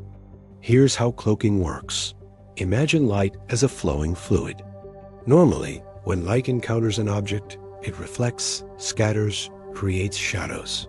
But what if you could create a material that smoothly guides light around the object, like water flowing around a rock in a stream, then brings it back together on the other side? That's what metamaterial cloaks do. They're shells of material with refractive index, carefully engineered to vary from one point to another. Light entering the cloak gets trapped in curving trajectories that steer it around the central region, then release it traveling in its original direction. In 2006, David Shireg and David Smith created the first invisibility cloak for microwaves. They built a cylindrical shell from copper rings and fiberglass, with the structure carefully designed so its effective refractive index varied radially. They placed this shell around a copper cylinder and illuminated it with microwaves. The result: the microwaves flowed smoothly around the cloak and cylinder, emerging as if nothing was there. The object cast no shadow. It was electromagnetically invisible. Now, this was only for microwaves, not visible light. And it only worked for one specific frequency. And the cloaked object had to be inside a large shell of metamaterial. But it proved the principle. By engineering how light is trapped and guided in a material, you can make objects invisible. Since then, researchers have made enormous progress. In 2015, researchers at the University of Rochester created a simple optical system using lenses that can cloak macroscopic objects in visible light over a range of viewing angles. It's not a metamaterial, it's clever lens arrangement, but it demonstrates the principle. By controlling light paths, you can hide objects.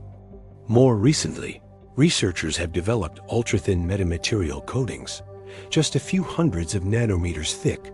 They can reduce the visibility of objects by suppressing scattered light.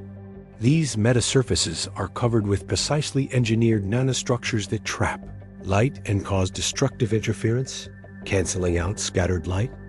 But the most practical cloaking applications aren't about hiding entire objects. They're about hiding parts of objects to improve functionality. For instance, sensors on aircraft create drag and radar reflections. Coating them with metamaterial cloaks can make them electromagnetically invisible to radar while allowing the sensor itself to function. Optical cloaking has also been proposed for solar cells. One problem with solar cells is that the metal electrodes that collect the generated current block incoming light, reducing efficiency. Metamaterial cloaking could hide these electrodes optically while allowing them to function electrically. But here's the truly mind-bending application. Researchers have proposed using metamaterial cloaking to trap light in ways that alter how time appears to flow. In 2011, Moti Frigman and colleagues demonstrated a temporal cloak using careful manipulation of light pulses. They created a gap in time where events would be invisible. Here's the concept. Imagine compressing the front part of a light stream so all the photons speed up, and stretching the back part so they slow down. This creates a temporal gap, a region in time where there are no photons. Any event occurring during this gap wouldn't be illuminated and thus wouldn't be recorded. Then, after the gap passes, you reverse the process, bringing the light stream back together. From the perspective of someone looking at the light, it appears continuous, but there's a hidden gap in time where events occurred without any light being present to record them. Frigman's team demonstrated this for just 40 picoseconds, 40 trillionths of a second, using fiber optics and precise timing. But the principle is proven. By trapping and manipulating light, you can cloak events in time, not just objects in space. This isn't about hiding objects from vision. It's about fundamentally altering what can be observed and recorded. By controlling how light is trapped and released, you control what can leave a record in the universe. That's not just physics. That's ontology, the study of what exists.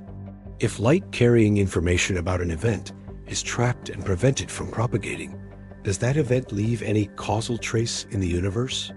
Can something happen that is, in principle, unobservable? Metamaterials and light trapping are pushing us to question what observability and existence even mean. Let's bring this back to Earth. All this physics, quantum mechanics, relativity, exotic materials might seem abstract and remote from daily life. But your entire modern world is built on technologies that trap light. The screen you're watching this on, whether it's an LCD, LED, or old display, works by trapping light. In an LCD, light from a backlight is trapped in liquid crystals that can rotate polarization. Polarizing filters then block or transmit that light based on its polarization state. Every pixel is a tiny light trap that can be opened or closed electronically. Old displays work differently, but still trap light. Each pixel contains organic molecules that, when electricity passes through them, trap electrons and holes together. When they recombine, they emit light, essentially the same physics as quantum dots, but using organic chemistry instead of inorganic nanocrystals. The camera in your phone contains a CMOS sensor, millions of photodiodes that trap photons and convert them to electrical charge. Each pixel accumulates photons during the exposure time, trapping light temporarily as stored charge before reading it out as the image. Every photo you've ever taken is a map of trapped light. Your Wi-Fi router communicates using microwaves' long wavelength light, but the technology that generates those microwaves depends on trapping light in resonant cavities. The antennas trap electromagnetic waves and release them at specific frequencies. Your entire wireless world exists because we learned to trap and control light at radio frequencies. Solar panels, the technology that might save civilization from climate catastrophe, work by trapping light in semiconductor materials. Photons get absorbed, creating electron-hole pairs that are separated by an electric field, generating current. Modern solar cells use textured surfaces to trap light through internal reflections, forcing photons to bounce around inside the material and increasing absorption. Some cutting-edge solar cells use quantum dots or perovskite materials to trap light more efficiently than traditional silicon. The efficiency improvements are all about trapping light more completely and converting it to usable energy with less loss. Medical imaging uses trapped light. Optical coherence tomography, used to image the retina and diagnose eye diseases, works by sending light into tissue and measuring reflections. The light is partially trapped in tissue layers, and interference between reflections from different depths creates a three-dimensional image. Fluorescence microscopy, which has revolutionized cell biology, traps light in fluorescent molecules.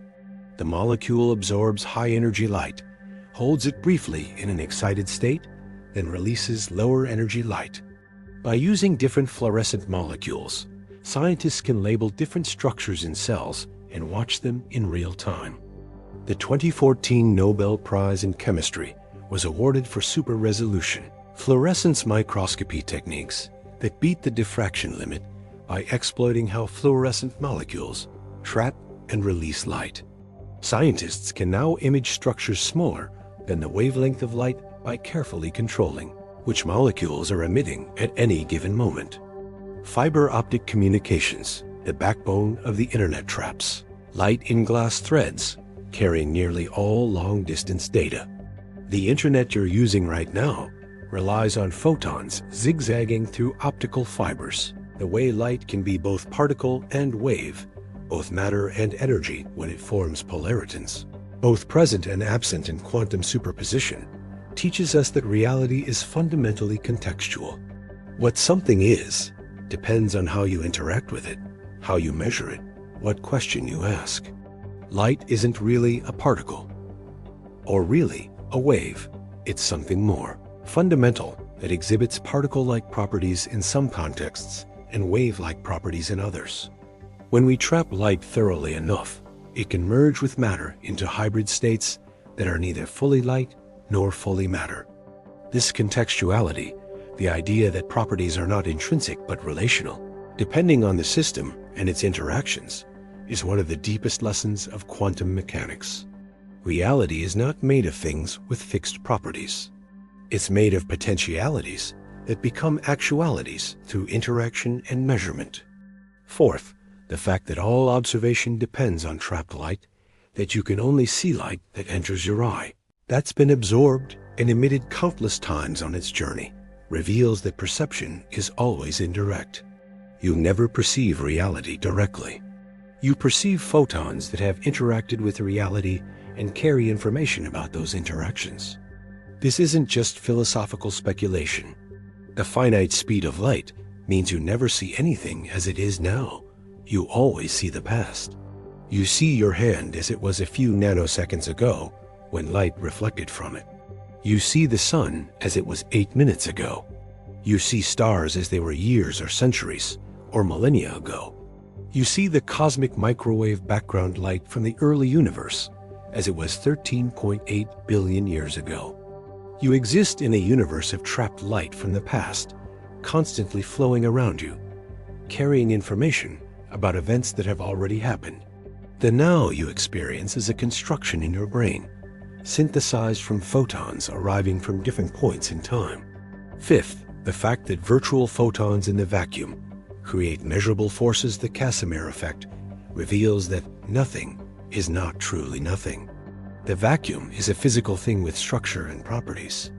Quantum fields pervade all space, fluctuating constantly, and these fluctuations have real effects. This means the question, why is there something rather than nothing, might be malformed. There might not be such a thing as nothing in the sense we intuition. Empty space is filled with quantum fields, with virtual particles, with zero-point energy. Nothingness, absolute void, might be impossible in our universe. And if we can trap virtual photons, create regions where certain modes of quantum fluctuation are suppressed, we're manipulating the properties of the vacuum itself. We're engineering nothingness. Sixth, black holes, where light is trapped so thoroughly that it can never escape, teach us that information. Space and time are not absolute.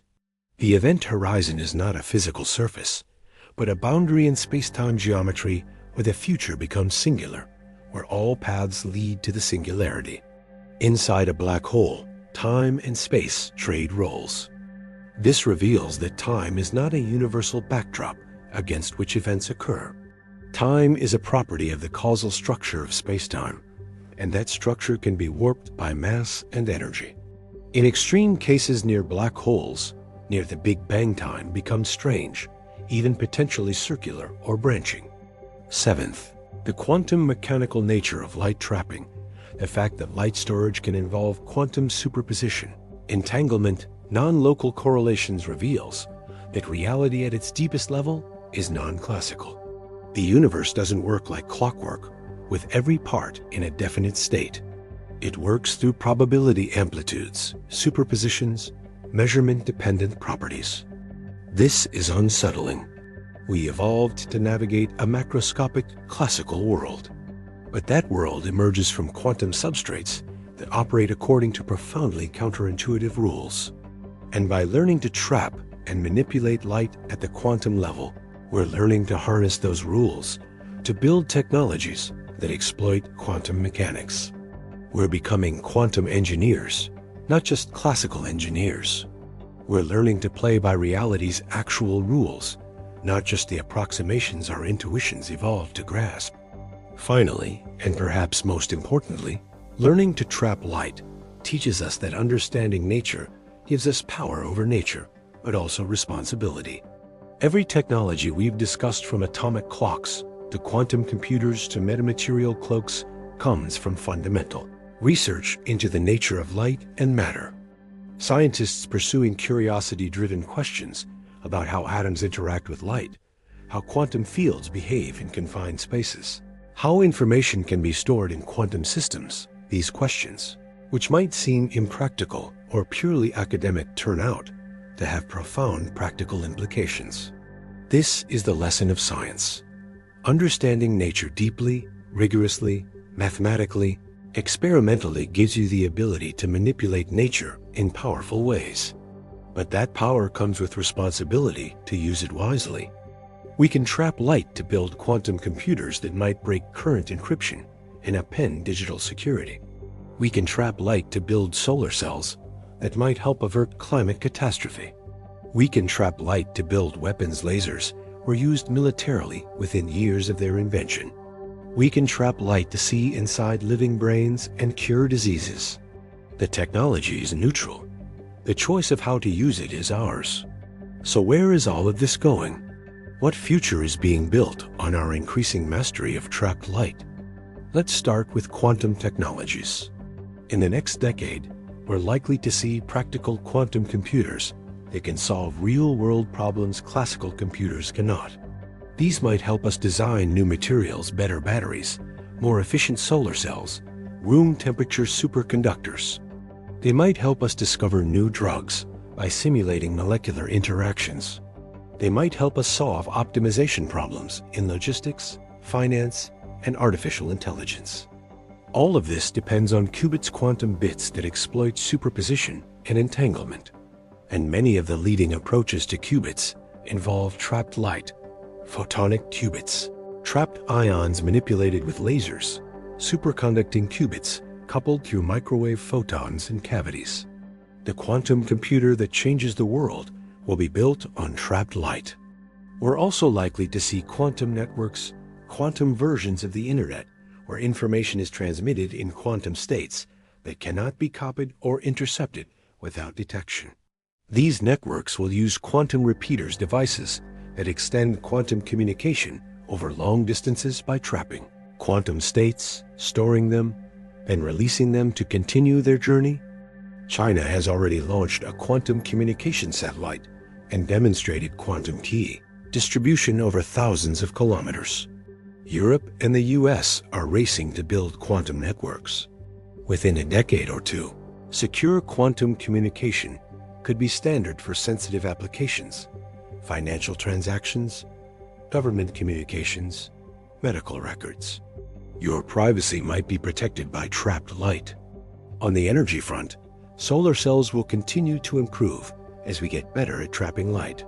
Perovskite solar cells, which use crystalline materials that trap light extremely efficiently, have improved from about 3% efficiency in 2009 to over 25% today, rivaling silicon.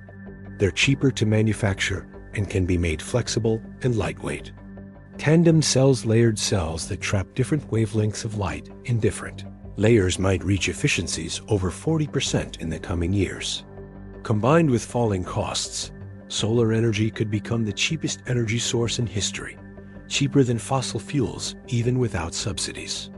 The transition to renewable energy depends on trapping sunlight more efficiently. In medicine, trapped light is enabling unprecedented imaging and diagnostics. Two-photon microscopy, which uses two lower energy photons trapped simultaneously by a fluorescent molecule to cause excitation, allows imaging deep into living tissue. Optogenetics uses light to control genetically modified neurons, allowing researchers to switch brain cells on/off with lasers.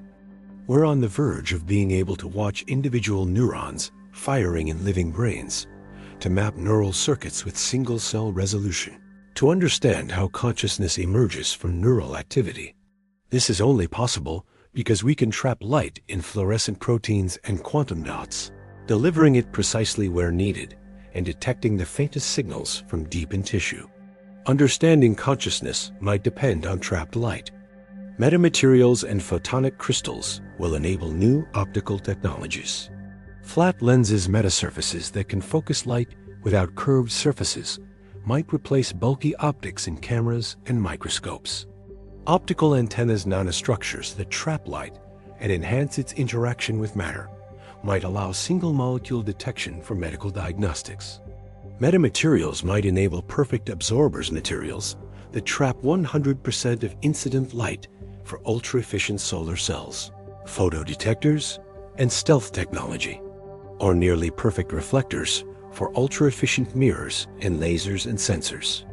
Some researchers speculate about optical computing computers that process information entirely with light rather than electrons. Light travels faster than electrons and doesn't generate as much heat. If we could trap and manipulate light precisely enough in photonic circuits, we might build computers far more powerful than anything possible with electronics. This is still speculative, but the technologies for trapping light in photonic crystals, routing it through waveguides, processing it in nonlinear optical materials are all advancing rapidly.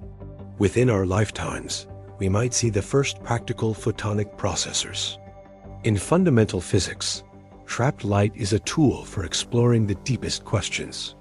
Gravitational wave detectors are being upgraded to use quantum squeezing, a technique that traps light in quantum states with reduced uncertainty in certain properties to improve sensitivity.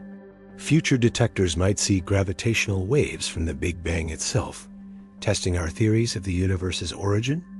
Atomic clocks keep getting better, and will soon be sensitive enough to detect gravitational waves directly by measuring tiny changes in time dilation. Imagine a network of atomic clocks around the world, so precise they can detect passing gravitational waves by the way they alter spacetime and change how fast time flows. We'll be listening to the universe's symphony of rippling spacetime using trapped light as our microphone. Some physicists are exploring whether we can trap light in ways that create closed, time-like curves, paths through spacetime that loop back on themselves, theoretically allowing time travel. This is wildly speculative and probably impossible, but the math of general relativity allows it under certain extreme conditions involving rotating black holes or exotic matter with negative energy density. And this is a huge, if we could manipulate space-time geometry precisely enough using trapped electromagnetic energy, we might be able to create time loops. This probably violates the laws of physics as we understand them, but it illustrates how fundamental light trapping has become to our exploration of reality's extremes. But perhaps the most profound implication is this: as we get better at trapping and manipulating light, we're becoming capable of encoding and processing information at fundamental limits. Quantum computers are approaching physical limits on computation. Atomic clocks are approaching quantum limits on timekeeping. Gravitational wave detectors are approaching limits imposed by quantum mechanics. We're reaching the boundaries of what's physically possible. And when we reach those boundaries, we're not just building better technology, we're probing the structure of physical law itself. Every improvement in how we trap light teaches us something new about quantum mechanics, about spacetime, about information theory, about the fundamental constraints that govern reality. We're not just engineering light. We're learning to read the source code of the universe. We've been on a long journey through the physics of trapped light. Let's bring it all together. You started this video thinking that light travels at the speed of light and moves freely through space. Now you understand that light is constantly being trapped, held, released. The light you see has been imprisoned and freed billions of times on its journey from source to eye. You learned that light can be slowed to a crawl, stopped completely, stored for hours, trapped in crystals and cavities and optical fibers and photonic structures. You learned that light can merge with matter to form hybrid states, that it can be both particle and wave, that it can exist in quantum superposition, trapped and not trapped simultaneously. You learned that light trapping isn't just physics, it's technology. Your computer, your phone, your TV, the internet, solar cells, medical imaging, atomic clocks, GPS, quantum computers. All of it depends on our ability to trap light. You learned that light trapping reveals deep truths about reality, that information is physical, that properties are contextual, that time and space are not absolute, that the vacuum is not empty, that observation is always indirect. But here's the final, most profound realization I want to leave you with. You are trapped light. Not metaphorically, literally. Einstein's equation, E equals mc, tells us that mass and energy are equivalent. The atoms that make up your body have mass, but that mass is mostly not from the mass of quarks and electrons. It's from binding energy, the energy of the strong nuclear force holding quarks together in protons and neutrons, and the electromagnetic force binding atoms into molecules. That binding energy is electromagnetic energy. It's trapped light. The quarks in your protons and neutrons are constantly exchanging gluons particles that carry the strong force. These gluons are massless particles moving at light speed, like photons, but they're confined inside protons by the strong force, trapped in a region about a femtometer across, a millionth of a billionth of a meter. The energy of these trapped gluons creates most of the mass of protons and neutrons, which means most of your mass comes from trapped massless particles, trapped light, and its cousins. You are 99% empty space filled with trapped quantum field energy. The sense that you're solid, that you're made of stuff, is an illusion. You're made of trapped fluctuations in quantum fields excitations propagating through space. held together by forces, creating the emergent phenomenon you experience as your body. But it goes deeper. Your consciousness, your subjective experience of being you, arises from neural activity in your brain. And that neural activity is electrochemical. Ions flowing across membranes, neurotransmitters binding to receptors, proteins changing shape. At the molecular level, all of chemistry is governed by electrons specifically, by the electromagnetic force between charged particles. And the electromagnetic force is mediated by photons. Electrons in atoms are constantly interacting with the quantum electromagnetic field, emitting and absorbing virtual photons. The chemical bonds that hold your brain together, the electrical signals that constitute your thoughts, the molecular machines that store your memories, all of it is orchestrated by electromagnetic interactions, by the exchange of photons, real and virtual, trapped in the structures of your neurons. Your thoughts are patterns of trapped light. When you think, photons are being exchanged between electrons in different atoms, causing chemical bonds to form and break, proteins to change shape, ions to flow across membranes. Information is being processed through electromagnetic interactions, through the trapping and releasing of photons. And your vision, your primary sense for experiencing the world, literally works by trapping photons. Light enters your eye, gets trapped by retinal molecules, causes shape changes that trigger neural cascades. The world you see is constructed in your brain from information carried by trapped photons. You perceive reality through trapped light. You are made of trapped light. Your thoughts are patterns of electromagnetic interactions, choreographed exchanges of trapped photons between electrons. In the deepest sense, you are a localized concentration of trapped electromagnetic energy, aware of itself, able to contemplate its own nature. Let that sink in. You are the universe becoming aware of itself through patterns of trapped light. And here's the beautiful thing. By learning to trap light artificially, by building technologies that store and manipulate photons, we're extending our own nature. We're creating external structures that do what our bodies do, trap and process light, but in new ways, at new scales for new purposes. Quantum computers that trap light in superconducting circuits are extensions of our ability to trap light in neural circuits. Telescopes that trap ancient light from distant galaxies extend our retina's ability to trap photons. Atomic clocks that trap light in cesium atoms extend our brain's ability to track time. Technology is externalized and enhanced versions of what we already are, patterns of trapped light, processing information, aware and acting. And as we get better at trapping light, we're not just building better tools, we're making ourselves more than we were. We're transcending biological limits.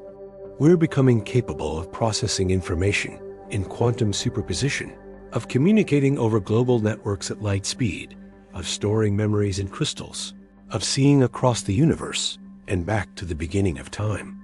We're evolving from biological consciousness trapped light in neural networks, hybrid consciousness, trapped light in neural networks, augmented by trapped light in technological networks. You're already a hybrid of biological and technological light trapping systems. And that integration is only going to deepen. These possibilities are no longer fringe speculation. They're serious research programs pursued by companies and universities around the world. You began as trapped light in atoms formed in stars, condensed into planets, organized into molecules, assembled into cells, structured into nervous systems, emerged into consciousness.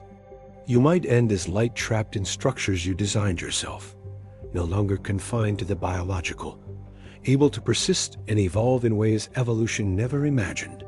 This is the ultimate implication of learning to trap light. We're learning to reshape ourselves at the fundamental level. We're becoming architects of our own nature. You are the universe's way of trapping light so thoroughly that the trapped light becomes aware of itself and begins to wonder about its own nature. And now, having wondered, having learned, you understand everything you are, everything you've ever experienced, everything you might become, all of it is, and always has been, trapped light. Thank you for spending this time with me. If this changed how you see reality, hit that subscribe button. Drop a comment about what blew your mind most. And share this with someone who needs to understand that they're made of trapped light. Until next time, keep trapping light, whether in your neurons, your devices, or your understanding of the universe. You're all stars that learn to think. Never forget it.